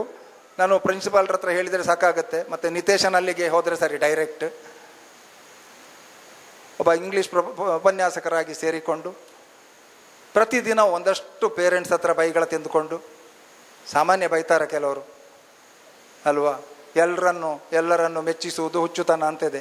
ಎಲ್ಲರನ್ನು ಮೆಚ್ಚಿಸಲಿಕ್ಕೆ ಒದ್ದಾಟ ಮಾಡಿಕೊಂಡು ಈ ಸಂಸ್ಥೆಯನ್ನು ಮೇಲೆ ಮೇಲೆ ಮೇಲೆ ತಂದು ಇವತ್ತು ಈ ನಮೂನೆ ಈ ರೀತಿಯಲ್ಲಿ ಎಲ್ಲರನ್ನು ಪಾಸ್ ಮಾಡಿಕೊಂಡು ಫಸ್ಟ್ PUCಯಲ್ಲಿ 10 ವರ್ಷದಲ್ಲಿ ಒಬ್ಬರನ್ನು ಫೇಲ್ ಮಾಡದೆ 100% ರಿಸಲ್ಟ್ ಫ್ರಮ್ ದ ಡೇ 1. ಈ ಸಂಸ್ಥೆ ಪ್ರಾರಂಭವಾಗಿ ಇಷ್ಟು ವರ್ಷಗಳಲ್ಲಿ ಪ್ರಥಮ PUCಯಲ್ಲಿ ಫೇಲ್ ಮಾಡಿ ಸೆಕೆಂಡ್ PUC 100% ಅಂತ ಘೋಷಣೆ ಮಾಡಿದಂಥ ದಿನ ಇಲ್ಲ. ಇದೆಲ್ಲ ಒಬ್ಬ ಟೀಚರ್ಸ್ಗಳ ಬದ್ಧತೆ. ಇವತ್ತು ಸಂಸ್ಥೆ 2, 3 ಆಗಿದೆ. ಅದಕ್ಕೆಲ್ಲ ನಿಮ್ಮ ಪೇರೆಂಟ್ಸ್ನ ಸಹಕಾರ ಇದೆ. ಬಹುಶಃ ನಾವು ಮಾಡುವಂಥ ಕೆಲಸ ಎಲ್ಲರಿಗೆ ಬುತ್ತಿಯನ್ನು ಕಟ್ಟಿಕೊಡುವಂಥದ್ದು, ಅವರ ಬದುಕನ್ನು ಸುಂದರವಾಗಿ ಮಾಡುವಂಥದ್ದು. ಮಕ್ಕಳೇ, ನಾನು ಹೇಳಿದಂಥ ಎಲ್ಲ ಮಾತುಗಳನ್ನು ನೆನಪಿಟ್ಟುಕೊಳ್ಳಿಕ್ಕೆ ಆಗದಿದ್ದರೂ ಯಾವಾಗ ಜೀವನದಲ್ಲಿ ಸಂದರ್ಭ ಬರ್ತದ ಆ ಸಂದರ್ಭಗಳಲ್ಲಿ ಅದನ್ನು ನಿಮ್ಮ ಬದುಕಿಗೆ ತಂದುಕೊಂಡು ನಾನು ಬೇರೆ ಬೇರೆ ವಿಷಯದ ಮೇಲೆ ಮಾತಾಡಿದ್ದೇನೆ. ಇನ್ಫೀರಿಯಾರಿಟಿ ಕಾಂಪ್ಲೆಕ್ಸ್ನ ಬಗ್ಗೆ ಮಾತಾಡಿದ್ದೇನೆ. ಬಲ್ಲಿದರ ಮಾತುಗಳು, ಅನುಭವಗಳ ಆ ಅಮೃತ ಸಿಂಧುವಿನಿಂದ ಒಂದಷ್ಟು ಬಿಂದುಗಳನ್ನು ತೆಗೆದು ನಿಮಗೆಲ್ಲ ಹಂಚಿದ್ದೇನೆ. ಅದೆಲ್ಲ ನಿಮ್ಮ ಬದುಕಿನಲ್ಲಿ ತುಂಬ ಸುಂದರವಾಗಿ ಮೂಡಿ ಬರಲಿ ಅಂತ ಹೇಳಿಕೊಂಡು, ಮಕ್ಕಳೇ, ಒಂದು ತೀವ್ರತೆ ನೋಡಿ, ಇವತ್ತೊಂದು ಕೆಲವು ಪಿಡುಗುಗಳನ್ನು ನೋಡಿ. ಒಂದು ಡ್ರಗ್ಸ್ ಅನ್ನೋ ಒಂದನ್ನೇ ತಗೊಳ್ತೇನೆ ನಾನು. ಒಂದು ಡ್ರಗ್ಸ್, ನಮ್ಮ ಡಾಕ್ಟರ್ ಪ್ರಸನ್ನ ಅವರು ಇಲ್ಲಿದ್ದಾರೆ. ಅವರು ಸಂಸ್ಥೆಗೆ ಮತ್ತು ನನಗೆ ಕೊಟ್ಟಂಥ ಕೊಡುಗೆ, ನನಗೂ ಸ್ಟ್ರೆಸ್ ಆದಾಗ ನನ್ನ ಜೊತೆ ನಿಲ್ಲುವವರು ಯಾವತ್ತೂ ಕೂಡ. ಅವರನ್ನು ನೋಡಿದಾಗ ನನಗೆ ಈ ಎಕ್ಸಾಂಪಲ್ ನೆನಪಾಯಿತು. ಬಹುಶಃ ಅವರ ಅನುಮತಿಯಲ್ಲಿ ಹೇಳ್ಬೋದು ಅಂತ ಇಟ್ಕೊಳ್ತೇನೆ ನಾನು, ಯಾಕಂದರೆ ಹೆಸರು ಹೇಳೋದಿಲ್ಲ ನಾನು. ಒಂದು ಡ್ರಗ್ಸ್, ಮಕ್ಕಳೇ, ನಾನು ನಿಮ್ಮ ಹತ್ರ ಕೇಳೋದು, ಡ್ರಗ್ಸ್ನಲ್ಲಿ ಸುಖ ಸಿಗ್ತದೆ ಅಂತೆ. ಇದನ್ನು ಇಲ್ಲಿ ಹೇಳುವ ಉದ್ದೇಶ ಏನು? ಎಲ್ಲಿಯಾದರೂ ನೀವು ಇಂಜಿನಿಯರಿಂಗ್ ಹೋಗ್ತೀರಿ, ಮೆಡಿಕಲಿಗೆ ಹೋಗ್ತೀರಿ, ಬೇರೆ ಬೇರೆ ಕೋರ್ಸ್ಗಳಿಗೆ ಹೋಗ್ತೀರಿ, ನಿಮ್ಮ ಫ್ರೆಂಡ್ಸ್ನೊಟ್ಟಿಗೆ ಯಾವತ್ತೂ ಜಾರಿ ಬೀಳಬೇಡಿ ಮಕ್ಕಳೇ. ಒಬ್ಬ ಡ್ರಗ್ ಅಡಿಕ್ಟ್ ಆಗ್ತಾನೆ. ಡ್ರಗ್ ಅಡಿಕ್ಟ್ ಆಗಿ ಅವನನ್ನು ಡ್ರಗ್ಸ್ನಿಂದ ಬಿಡಿಸಬೇಕು ಅಂತ ತಾಯಿ ತುಂಬ ಶ್ರಮ ಪಡ್ತಾಳೆ. ತಾಯಿಯ ನೋವನ್ನು ನಾನು ನಿಮಗೆ ಹೇಳ್ತೇನೆ ಮಕ್ಕಳೇ. ಆ ತಾಯಿ ಅವನನ್ನು ಒಂದು ಸೈಕ್ಯಾಟ್ರಿಸ್ಟ್ ಕೌನ್ಸಿಲರ್ ಹತ್ತಿರ ಹಿಡ್ಕೊಂಡು ಬರ್ತಾರೆ. ತಾಯಿಯ ಸಮಸ್ಯೆ ಏನು ಗೊತ್ತಾ? ಡ್ರಗ್ಸ್ ಅಡಿಕ್ಟ್ ಆದಂಥ ಮಗನಿಗೆ ತಾಯಿಯ ಮೇಲೆ ಮನಸ್ಸಾಗೋದಂತೆ. ತಾಯಿಯನ್ನು ಸೆಕ್ಸ್ನ ದೃಷ್ಟಿಯಿಂದ ನೋಡ್ತಾನಂತಾದರೆ ಅಂಥ ಡ್ರಗ್ಸ್ ನಮ್ಮ ದೇಶದಲ್ಲಿ ಇರಬೇಕಾ? ಚಿಂತನೆ ಮಾಡ್ಕೊಳ್ಳಿ ಮಕ್ಕಳೇ. ಫ್ರೆಂಡ್ಶಿಪ್ನಲ್ಲಿ ಎಲ್ಲಿಯಾದರೂ ಜಾರಿ ಬಿದ್ದರೆ ಅದಕ್ಕೆ ಈ ಅಮೃತ ಸಿಂಧುವಿನಲ್ಲಿ ಒಮ್ಮೆ ಮಿಂದು ಧನ್ಯರಾಗೋಣ ನಾವು. ಆ ತಾಯಿಯ ಮನಸ್ಥಿತಿ ಹೇಗಿರ್ಬೋದು ಹೇಳಿ? ನನ್ನ ಮಗ ಈ ಪ್ರಪಂಚದಲ್ಲಿ ಬೆಳಿಬೇಕು, ವಿದ್ಯಾವಂತನಾಗಬೇಕು, ಬುದ್ಧಿವಂತನಾಗಬೇಕು, ಸಮಾಜಕ್ಕೆ ಆಸ್ತಿ ಆಗಬೇಕು, ದೇಶಕ್ಕೆ ಆಸ್ತಿ ಆಗಬೇಕು ಅಂತ ಹೇಳುವಂಥ ಮಗ ತಾಯಿಯನ್ನೇ ಬೇರೆ ದೃಷ್ಟಿಯಲ್ಲಿ ನೋಡುವಂಥ ಒಂದು ಅಮಲಿನ ದಾಸನಾಗ್ತಾನೆ ಅಂತ ಆದರೆ ನಮ್ಮಂಥವ್ರು ಇಂಥ ಕೆಲಸ ಮಾಡಬೇಕಾ ಬೇಡವಾ? ಅನಿಲ್ ಸರ್, ತಿಂಗಳಲ್ಲಿ 1 ಗಂಟೆ ಆದರೂ ಅದನ್ನು ನಾವು ಮಾಡಿದ್ದೇವೆ. ಸ್ವೀಕಾರ ಮಾಡುವುದು ಬಿಡುವುದು ಅದು ನಿಮಗೆ ಬಿಟ್ಟದ್ದು. ನನ್ನ ಮಗನನ್ನು ನಿಮಗೆ ಹೊಡಿಬೇಕಂತ ಹೇಳಿದರೆ ಹೊಡಿಬೋದು, ಅದಕ್ಕೆಲ್ಲ ಒಬ್ಬ ಕ್ಲಾಪ್ ಹೊಡಿಬೇಕಾಗಿಲ್ಲ. ನನ್ನ ಮಗನಿಗೆ MBBS ಸೀಟ್ ಆದಾಗ ಡಾಕ್ಟರ್ ವಿನೋದ್ ಭಟ್ ಅಂತ ಭಾಳ ಮೇಧಾವಿ ವೈಸ್ ಚಾನ್ಸಲರ್ ಆಗಿದ್ದರು. ಅವರಲ್ಲಿಗೆ ಕರ್ಕೊಂಡು ಹೋದೆ, ಒಂದು ಆಶೀರ್ವಾದ ಪಾದ ಮುಟ್ಟಿ ತಗೊಳ್ಳುವ ಅಂತ. ನನ್ನ ಮಗನಿಗೆ ಅವ್ರು ಹೇಳಿದ ಮಾತನ್ನೇ ನಾನು ನಿಮ್ಗೆ ಹೇಳೋದು. ಅವರೊಂದು ಮಾತು ಹೇಳಿದರು, ಈ ಮಣಿಪಾಲ ಅನ್ನೋದು ಈ ಪ್ರಪಂಚದಲ್ಲಿ ಎಷ್ಟು ಎತ್ತರಕ್ಕೂ ಜ್ಞಾನದಲ್ಲಿ ಏರುವಂಥ ಸಾಮರ್ಥ್ಯ ಉಳ್ಳಂಥ ಜಾಗವನ್ನಾಗಿ TMA ಪೈ ಅವರು ಮಾಡಿದ್ದಾರೆ. ಎಷ್ಟು ಎತ್ತರಕ್ಕೆ ಹೋಗ್ಬೋದು. ಇವತ್ತು MIT, ಎಷ್ಟು ಮಸಾಚ್ಯೂಸೆಟ್ಸ್ ಇನ್ಸ್ಟಿಟ್ಯೂಟ್ ಉಂಟು, ಹಾರ್ವರ್ಡ್ ಯೂನಿವರ್ಸಿಟಿ ಉಂಟು, ಅಲ್ಲೆಲ್ಲ ಇದ್ದವರನ್ನು ಮೀರಿಸಿ MIT ಮಣಿಪಾಲದಿಂದ BTech ಡಿಗ್ರಿ ಪಡೆದಂಥ ಸತ್ಯ ನಾದೆಡ್ಲ ಇವತ್ತು CEO ಆಗ್ತಾನೆ ಅಂತಾದರೆ, ಇದು ಮೈಕ್ರೋಸಾಫ್ಟ್ನ CEO ಆಗ್ತಾನೆ ಅಂತಾದರೆ ಮಣಿಪಾಲದ ಸಾಮರ್ಥ್ಯ ಎಷ್ಟು ಅಂತ ನೋಡಿ ನೀವು. ಅವ್ರು ಹೇಳ್ತಾರೆ ನನ್ನ ಹತ್ರ, ನನ್ನ ಮಗನಿಗೆ, ನಿನಗೆ ಈ ಮಣಿಪಾಲದಲ್ಲಿ ಯಾವ ಎತ್ತರಕ್ಕೂ ಈ ಪ್ರಪಂಚದಲ್ಲಿ ಏರುವಷ್ಟು ಅವಕಾಶಗಳಿವೆ. ಜೊತೆಗೆ ನೀನು ಎಷ್ಟು ನಿನ್ನನ್ನು ಹಾಳು ಮಾಡಿಕೊಂಡು ಪ್ರಪಾತಕ್ಕೆ ಬೀಳುವಂಥ ಸನ್ನಿವೇಶಗಳು ಮಣಿಪಾಲದಲ್ಲಿ ಸಿಗ್ತದೆ. ಆಯ್ಕೆ ನಿನ್ನದು. ನೀನು ಪೂರ್ತಿ ಹಾಳಾಗಿ ಹೋಗ್ತಿ ಆದರೂ ನಿನಗೆ ಅವಕಾಶ ಇದೆ. ನೀವು ಯಾವ ಎತ್ತರಕ್ಕೆ ಹೋಗುವುದಾದರೂ ಅವಕಾಶ ಇದೆ. ನಾನು ನಿಮಗೆ ಹೇಳುವುದಷ್ಟೇ, ಈ ಜ್ಞಾನಸುಧಾದಲ್ಲಿ ನಿಮಗೆ ಯಾವ ಎತ್ತರಕ್ಕೆ ಹೋಗುವುದಾದರೂ ಅದಕ್ಕೆ ಬೇಕಾದಂಥ ರಿಸೋರ್ಸ್ ಇದೆ. ಅದು ಫಿಸಿಕ್ಸ್ ಇರ್ಬೋದು, ಕೆಮಿಸ್ಟ್ರಿ ಇರ್ಬೋದು, ಯಾವುದೇ ಇರ್ಬೋದು, ಮೌಲ್ಯಗಳಿರ್ಬೋದು, ಬಲ್ಲಿದರ ಮಾತುಗಳಿರ್ಬೋದು, ನಮ್ಮಂಥವರ ಶ್ರಮ ಇರ್ಬೋದು. 280 ಮಂದಿ ಹಗಲಿರುಳು ಇದು ನಮ್ಮ ಸಂಸ್ಥೆ ಅಂತ ದುಡಿಯುವಂತಹ ಒಂದು ಸುಂದರ ಮನಸ್ಸುಗಳಿರ್ಬೋದು. ಅವರೆಲ್ಲರ ಆ ಸುಂದರ ಮನಸ್ಸುಗಳ ಆಶೀರ್ವಾದವನ್ನು ನೀವು ನಿಮ್ಮ ಬದುಕಿಗೆ ಜೋಡಿಸಿಕೊಂಡು ಮಕ್ಕಳೇ ಯಾವತ್ತೂ ತಪ್ಪು ದಾರಿಯಲ್ಲಿ ಹೋಗಬೇಡಿ. ನಿಮಗೆ ಈ ಬದುಕನ್ನು ಸುಂದರ ಮಾಡಲಿಕ್ಕೆ ಬಹಳ ಒಳ್ಳೆಯ ಅವಕಾಶ ಇದೆ. ಸಿದ್ದೇಶ್ವರ ಸ್ವಾಮಿಗಳು ಒಂದು ಕಡೆ ಹೇಳ್ತಾರೆ, ನೋಡಪ್ಪ, ನೀನು ಹೂ ಆಗಪ್ಪ. ಹೂ ಎಲ್ಲಿದ್ರೂ ಹೂವೇ. ಹೂ ಸ್ಟೆಪ್ಪಿನ ಮೇಲೆ ಬಿದ್ದರೂ ಹೂವೇ, ದೇವರ ತಲೆಯಲ್ಲಿದ್ದರೂ ಹೂವೇ, ಅಂಗಡಿಯಲ್ಲಿದ್ದರೂ ಹೂವೇ. ಅದನ್ನು ಹೂ ಅಂತಲೇ ಕರೆಯುವುದು. ಬದುಕು ಸಣ್ಣದಾಗಿರ್ಬೋದು, ಬಟ್ ಅದು ಹೂವೇ. ನಮ್ದು ಬೇರೆ ಕತೆ, ಹೂವೇ ನಮ್ದು ಬೇರೆ ಕತೆ, ಅದು ಬೇಡ ಬಿಡಿ. ಅದನ್ನು ನಾನು ಮಾತಾಡ್ಲಿಕ್ಕೆ ಹೋಗೋದಿಲ್ಲ. ನಮಗೆ ಅದು ಎಲ್ಲರೊಟ್ಟಿಗೆ ಸುಖ ಕೊಡುತ್ತೆ. ನನಗೆ ಅದರ ಬಗ್ಗೆ ನಂದೇನು ಭಿನ್ನ ಮಾತಿಲ್ಲ. ನಾನು ನನ್ನ ಮಕ್ಕಳನ್ನು ಹೇಗೆ ತಯಾರು ಮಾಡಬೇಕು ಅನ್ನುವಂಥದ್ದು ಮಾತ್ರ ಇರೋದು. ಬಹುಶಃ ಕೊನೆಯ ಹಂತಕ್ಕೆ ನಾನು ಬಂದಿದ್ದೇನೆ. 7 ಗಂಟೆ ಈಗಾಗಲೇ ಆಗಿದೆ. 1 ಗಂಟೆ ಹೋದದ್ದು ನನಗೆ ಗೊತ್ತಾಗಲಿಲ್ಲ ಈ ಏಜಿಗೆ. ಬಹುಶಃ ನಿಮಗೆ ಗೊತ್ತಾಗಿರ್ಬೋದು. ಸ್ವಲ್ಪ ನಾಳೆ ಮನೆಗೆ ಹೋಗುವವರು, ಇವತ್ತೆಲ್ಲ ಮಕ್ಕಳನ್ನು ನೋಡ್ತಾ ಇದ್ದೆ. ಅವರ ಮುಖ ಎಲ್ಲ ಇಷ್ಟು ದಿವಸದ ಹಾಗೆ ಇಲ್ಲ, ದೊಡ್ಡ ಬಟ್ಟಲಿನ ಹಾಗೆ ಆಗಿದೆ. ಯಾಕಂತ ಹೇಳಿದರೆ ನಾಳೆ ಊರಿಗೆ ಹೋಗುವವರು ಅವರೆಲ್ಲ, ಅಪ್ಪ ಅಮ್ಮನ ತೆಕ್ಕೆಯೊಳಗೆ ಸೇರುವವರು ಅವರೆಲ್ಲ. ಅಪ್ಪ ಅಮ್ಮನಿಗೆ ಬರುವಾಗ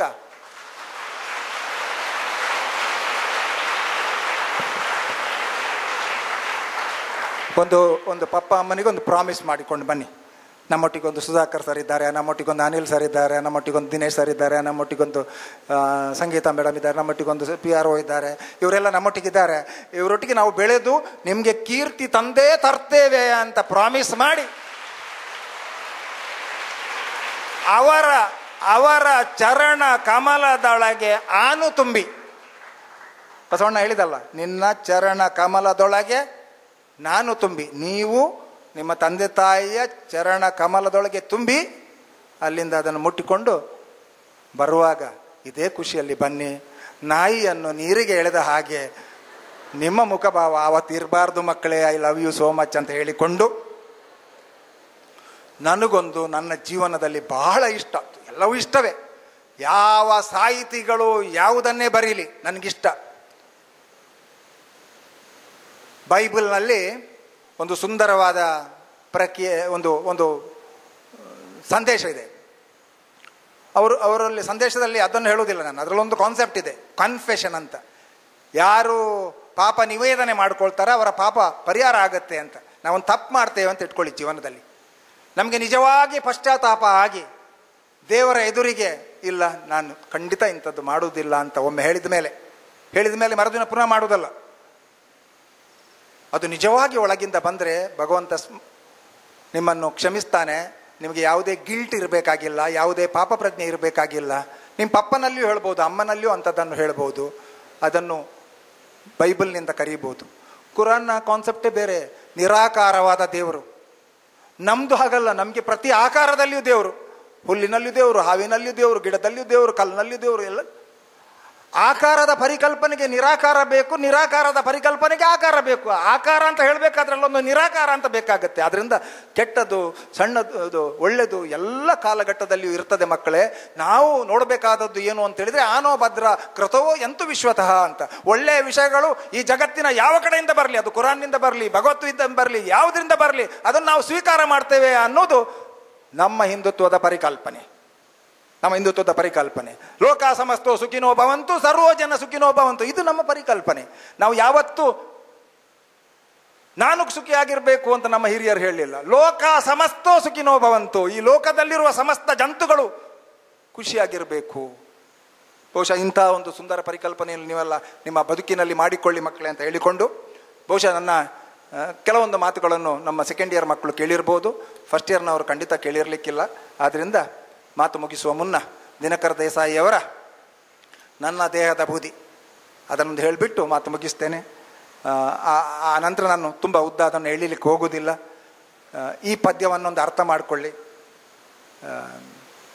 ದಿನಕರ ದೇಸಾಯಿಯವರ ಕವನದ ಒಂದು 2-3 ಸಾಲುಗಳನ್ನು ನಿಮ್ಮಲ್ಲಿ ಹೇಳಿಬಿಟ್ಟು ನನ್ನ ಮಾತು ಮುಗಿಸ್ತೇನೆ. ಇದಾದ ಮೇಲೆ ಒಂದು ಒಳ್ಳೆಯ ಊಟವನ್ನು ನಮ್ಮ ಕೆನರಾ ದವರು ಮಾಡಿದ್ದಾರೆ, ಎಲ್ಲರೂ ಜೊತೆಯಾಗೋಣ ಅಂತ ಹೇಳಿಕೊಂಡು. ರೆಡಿ ಇದ್ದೀರಾ? Are you ready? ಒಂದು ಕೆಲಸ ಮಾಡಿ. ಬಲ್ಲಿದರ ಅನುಭವ, ಬಲ್ಲಿದರು ಎಷ್ಟಿದ್ದಾರೆ? ಇನ್ಫಿನಿಟ್. ಅಷ್ಟು ಮಂದಿ ಬಲ್ಲಿದರಿದ್ದಾರೆ. ನಾವು ಟಚ್ ಮಾಡಿದ್ದು ಕೆಲವು ಮಂದಿಯನ್ನು, ಮತ್ತೆ ಅಲ್ಲಲ್ಲಿ ಮಾತ್ರ, ಇಡೀ ಜೀವ ಟಚ್ ಮಾಡ್ಲಿಕ್ಕೆ ಹೋಗಿಲ್ಲ. ಸಣ್ಣದು, ಅದರಲ್ಲೇ ಕರೆಂಟ್ ಹೊಡೆದಿದೆ, ಶಾಕ್ ಹೊಡೆದಿದೆ, ಬೇಕಾದಷ್ಟು ಎನರ್ಜಿ ಸಿಕ್ಕಿದೆ. ಆ ಎಲ್ಲ ಬಲ್ಲಿದರಿಗೆ ಜ್ಞಾನ ಸುಧಾದ ಈ ಪುಣ್ಯ ಮಣ್ಣಿನಿಂದ ಒಂದು ದೊಡ್ಡ ಚಪ್ಪಾಳೆ. ನಾನು ಈ ಕವನದಿಂದ ಪ್ರೇರೇಪಣೆಗೊಂಡು ನನ್ನ ದೇಹದ ದಾನವನ್ನು KMC ಮಣಿಪಾಲಕ್ಕೆ ಬರೆದಿಟ್ಟಿದ್ದೇನೆ. ಅದರಿಂದ ಮೊದಲು ಕವನ ಕೇಳೋಣ, ಆಮೇಲೆ ಅದು ಸೂಟ್ ಆಗ್ತದೆ ನೋಡುವ. ಅಲ್ಲಿಗೆ ನನ್ನ ದೇಹದ ಬೂದಿ ಗಾಳಿಯಲ್ಲಿ ತೂರಿ ಬಿಡಿ. ನನ್ನ ದೇಹದ ಬೂದಿ, ಸಾಯ್ತೇವಲ್ವ ನಾವು, ಅಂದರೆ ಸತ್ತ ಮೇಲೆ ಕೂಡ ನಾವು ಜನರಿಗೆ, ಈ ಪ್ರಪಂಚಕ್ಕೆ ಉಪಕಾರ ಆಗುವ ಹಾಗೆ ನಮ್ಮ ಬದುಕಿರಬೇಕು ಅಂತ. ನಾನು ಸತ್ತ ಮೇಲೆ ಕೂಡ ಜ್ಞಾನಸುಧ ಇರ್ತದೆ. ನಾನು ನೋಡುವುದಕ್ಕಿಂತ ಹೆಚ್ಚು ಸಮಯ ಮಕ್ಕಳೇ ನೀವು ನೋಡ್ತೀರಿ ಈ ಜ್ಞಾನಸುಧವನ್ನು. ಖಂಡಿತ ನಿಮ್ಮ ಮಕ್ಕಳನ್ನು ಕರ್ಕೊಂಡು ಬಂದು ನೋಡ್ತೀರಿ. ಹಾಗೆ ಇಲ್ಲೊಬ್ಬ ಬೋಳು ಮಂಡ್ಯವ ಹೀಗೆ ಮಾತಾಡ್ತಾ ಇದ್ದ, ಅಲ್ಲಲ್ಲ, ಅದನ್ನು ಯಾಕೆ ಹೇಳುವುದಂದ್ರೆ, ಅಂಥ ಮಾತುಗಳು ನಾಡ್ದು ನಿಮಗೆ ನೆನಪಿರ್ತದೆ, ಆಗ ಅವರು ಬೋಳು ಮಂಡೆ ಅಂತ ಹೇಳಿದ್ರು ಅಂತ. ನಿಮ್ಮ ನೆನಪಿನ ಬುತ್ತಿಯಲ್ಲಿ ನಾನು ನಿಲ್ತೇನೆ.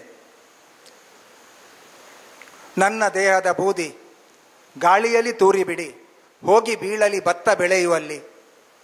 ಬೂದಿ ಗೊಬ್ಬರದಿಂದ ತೆನೆಯೊಂದು ನೆಗೆದು ಬರೆ, ಬೂದಿ ಗೊಬ್ಬರದಿಂದ ತೆನೆಯೊಂದು ನೆಗೆದು ಬರೆ, ಧನ್ಯವಾಯಿತು ಹುಟ್ಟು ಸಾವಿನಲ್ಲಿ.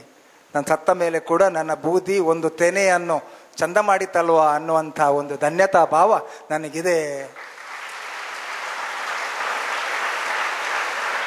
ಇವತ್ತಿನ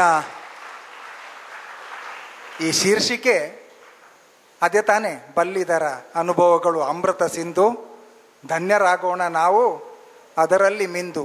ಮುಂದುವರಿದು ದಿನಕರ ದೇಸಾಯಿ ಅವರು ಹೇಳ್ತಾರೆ, ನನ್ನ ದೇಹದ ಬೂದಿ ನದಿಯಲ್ಲಿ ಹರಿಯಬಿಡಿ. ನನ್ನ ದೇಹದ ಬೂದಿ ನದಿಯಲ್ಲಿ ಹರಿಯಬಿಡಿ, ಗಾಳಿಯಲ್ಲಿ ಆಯ್ತಲ್ಲ. ತೇಲಿ ಬೀಳಲಿ ಮೀನ ಬಾಯಿಯಲ್ಲಿ, ತೇಲಿ ಬೀಳಲಿ ಮೀನಿನ ಬಾಯಿಯಲ್ಲಿ. ಮುಷ್ಟಿ ಬೂದಿಯ ತಿಂದು ಪುಷ್ಟವಾಗಲು ಮೀನು, ಮುಷ್ಟಿ ಬೂದಿಯ ತಿಂದು ಪುಷ್ಟವಾಗಲು ಮೀನು. ಧನ್ಯವಾಯಿತು ಹುಟ್ಟು ಸಾವಿನಲ್ಲಿ, ಧನ್ಯವಾಯಿತು ಹುಟ್ಟು ಸಾವಿನಲ್ಲಿ.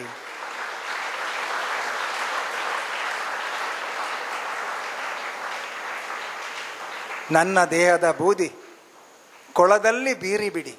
ಕೊಳ, ಪಾಂಡ್. ನನ್ನ ದೇಹದ ಬೂದಿ ಕೊಳದಲ್ಲಿ ತೂರಿ ಬಿಡಿ, ಬೀರಿ ಬಿಡಿ. ತಾವರೆಯು ದಿನ ದಿನವೂ ಅರಳುವಲ್ಲಿ. ಕೊಳದಲ್ಲಿ ತಾವರೆ ಅರಳ್ತದೆ ನೋಡಿ. ನನ್ನ ದೇಹದ ಬೂದಿ ಕೊಳದಲ್ಲಿ ಬೀರಿ ಬಿಡಿ, ತಾವರೆಯು ದಿನ ದಿನವೂ ಅರಳುವಲ್ಲಿ ಬೂದಿ ಕೆಸರನ್ನು ಕೂಡೆ ಹೊಸ ಪಂಕಜವು ಮೂಡೆ. ಬೂದಿ ಕೆಸರಿನಲ್ಲಿ ಸೇರಿ ಒಂದು ಹೊಸ ತಾವರೆ ಬಂದರೆ, ಬೂದಿ ಕೆಸರನ್ನು ಕೂಡೆ ಹೊಸ ಪಂಕಜವು ಮೂಡೆ, ಧನ್ಯವಾಯಿತು ಹುಟ್ಟು ಸಾವಿನಲ್ಲಿ ಮಕ್ಕಳೇ. ಸತ್ತ ಮೇಲಾದರೂ ದೇಹ ಸೇವೆಗೆ ನಿಲ್ಲಲಿ ಅಂತ ದಿನಕರ್ ದೇಸಾಯಿಯವರು, ನಾನು 3 ಸ್ಟ್ಯಾನ್ಸ ಹೇಳಿದ್ದೇನೆ, 3 ಚಂದದ ಸಾಲುಗಳು. ಅದರಿಂದ ಪ್ರೇರೇಪಣೆಗೊಂಡಂಥ ನಾನು ಆಲೋಚನೆ ಮಾಡಿದೆ, ಸತ್ತ ಮೇಲೆ ಈ ಜೀವ ಯಾಕೆ ಹೇಳಿ. KMC ಅಂತ ಹಾಸ್ಪಿಟ್ಲಿಗೆ ಕೊಟ್ಟರೆ ಅಲ್ಲಿ ಆ ಮಕ್ಕಳು ಈ ತಲೆಯೆಲ್ಲ ಓಪನ್ ಮಾಡಿ, ದೇಹವನ್ನೆಲ್ಲ ಓಪನ್ ಮಾಡಿ, ಅವರ ಸಂಶೋಧನೆಯನ್ನು ಮಾಡಿ, ಮನುಕುಲಕ್ಕೆ ಖುಷಿ ಆಗುವ ಹಾಗೆ, ಮನುಕುಲಕ್ಕೆ ಒಳ್ಳೆಯದಾಗುವ ಹಾಗೆ ಮಾಡ್ತಾರಂತಾದರೆ ಸುಮ್ಮನೆ ಹಾಳಾಗಿ ಎಲ್ಲೋ ಹೋಗುವ ಜೀವವನ್ನು ಅಲ್ಲಿ ಕೊಡೋಣ ಅಂತ. ಇಷ್ಟೆಲ್ಲ ಕೊಟ್ಟ ಮೇಲೆ ಕೊರೋನಾ ಬಂದಾಗ ನನಗೆ ಅನ್ನಿಸ್ತಿತ್ತು, ಯಾರೂ ತಿಳ್ಕೊಳ್ಳೋದಿಲ್ಲ ಅಲ್ವಾ ಈಗ ಸತ್ತರೆ ಅಂತ, ನಿಜವಾಗಿ. ಆದರೆ ಈಗ ಕೊರೋನಾ ಮುಗ್ದಿದೆ, ಖಂಡಿತ ಈಗ ನಮ್ಮ ಸತ್ತರೆ ದೇಹ ಸ್ವೀಕಾರ ಮಾಡ್ತಾರೆ. ಆಶಯ ಇಷ್ಟೇ ಮಕ್ಕಳೇ, ಕಣ್ಣು ದಾನ, ಅಂಗಾಂಗ ದಾನ, ರಕ್ತದಾನ, ದೇಹದಾನ ಇದೆಲ್ಲ ಮಾಡ್ಬೋದು ಒಂದು ಹಂತದಲ್ಲಿ. ನಿಮಗಲ್ಲ, ನೀವು ಪ್ರಾಯ ಆಗುವಾಗ, ಏಜ್ಡ್ ಆಗುವಾಗ ಚಿಂತನೆ ಮಾಡಿ. ಆದ್ದರಿಂದ ನನ್ನ ಆಶಯ ಹೇಳಿದ್ದೇನೆ, ಬದುಕಿನಲ್ಲಿ ಒಂದು ಒಳ್ಳೆಯ ತಂದೆ ತಾಯಿ ಸಿಗದೇ ಇರ್ತಿದ್ರೆ, ಬದುಕಿನಲ್ಲಿ ಒಂದು ಒಳ್ಳೆಯ ಶಿಕ್ಷಕರು ಸಿಗ್ತಾ ಇರೋದಿದ್ರೆ, ಬದುಕಿನಲ್ಲಿ ಒಳ್ಳೆಯ ಮಿತ್ರರು ಸಿಗದೇ ಇರ್ತಿದ್ರೆ ನಾನು ಏನಾಗ್ತಿದ್ದೆ? ನಾನು ಎಲ್ಲೋ ಒಂದು ಕಡೆ ಬಿದ್ದು ಹೋಗ್ತಿದ್ದೆ. ಆದ್ದರಿಂದ ಎಲ್ಲ ಬಲ್ಲಿದರಿಗೆ ಅವರ ಅನುಭವಗಳನ್ನು ಕ್ರೋಢೀಕರಿಸಿ ಅಮೃತ ಸಿಂಧುವನ್ನಾಗಿ ಮಾಡಿದ ಎಲ್ಲ ಬಲ್ಲಿದರಿಗೆ ಕೈ ಮುಗಿದು, ನೀವೆಲ್ಲರೂ ಮಕ್ಕಳು ಒಂದಲ್ಲ ಒಂದು ಕಡೆ, ಇಲ್ಲೇ ಅಂತಲ್ಲ, ಈ ಸಮುದ್ರದಲ್ಲಿ ಎಲ್ಲಿಯೂ ನೀವು ಸ್ನಾನ ಮಾಡಬಹುದು. ನಾನು ಹೇಳಿದ ಜಾಗದಲ್ಲೇ ನೀವು ಸ್ನಾನ ಮಾಡಬೇಕಾಗಿಲ್ಲ, ನಾನು ಮುಟ್ಟಿದ ನೀರಿನ ಜಾಗವನ್ನೇ ನೀವು ಮುಟ್ಟಬೇಕಾಗಿಲ್ಲ, ನೀವು ಎಲ್ಲಿಯೂ ಆ ಸಮುದ್ರದಲ್ಲಿ ಸ್ನಾನ ಮಾಡ್ಬೋದು. ಯಾಕಂತೇಳಿದ್ರೆ ಅಷ್ಟು ಮಂದಿ ಬಲ್ಲಿದರ ಕಾಂಟ್ರಿಬ್ಯೂಷನ್ ಇದೆ ಅಂತ ಹೇಳಿಕೊಂಡು, ನನ್ನೆಲ್ಲ ಮಾತುಗಳನ್ನು ಮತ್ತೊಮ್ಮೆ ಬಹುಶಃ ನಿಮಗೆ ಸಾಧ್ಯತೆ ಇದ್ದರೆ ಈ ಸೋಷಿಯಲ್ ಮೀಡಿಯಾದಲ್ಲಿ ನೋಡಿಕೊಂಡು ನಿಮ್ಮ ಬದುಕನ್ನು ಭಾಳ ಸುಂದರವಾಗಿ ರೂಪಿಸಿಕೊಳ್ಳಿ ಅಂತ ಹೇಳಿಕೊಂಡು ಬಂದಂಥ ಎಲ್ಲರಿಗೂ ಕೈ ಮುಗಿದುಕೊಂಡು, ಮತ್ತೊಮ್ಮೆ ನನ್ನ 29ನೇ ಮಾಲಿಕೆಯಲ್ಲಿ ನನ್ನ ಮಾತುಗಳನ್ನು ಕೇಳಲು ಅನುವು ಮಾಡಿಕೊಟ್ಟಂಥ ಎಲ್ಲರಿಗೂ ಕೈ ಮುಗಿದುಕೊಂಡು ನನ್ನ ಮಾತು ಮುಗಿಸ್ತಾ ಇದ್ದೇನೆ. Thank you.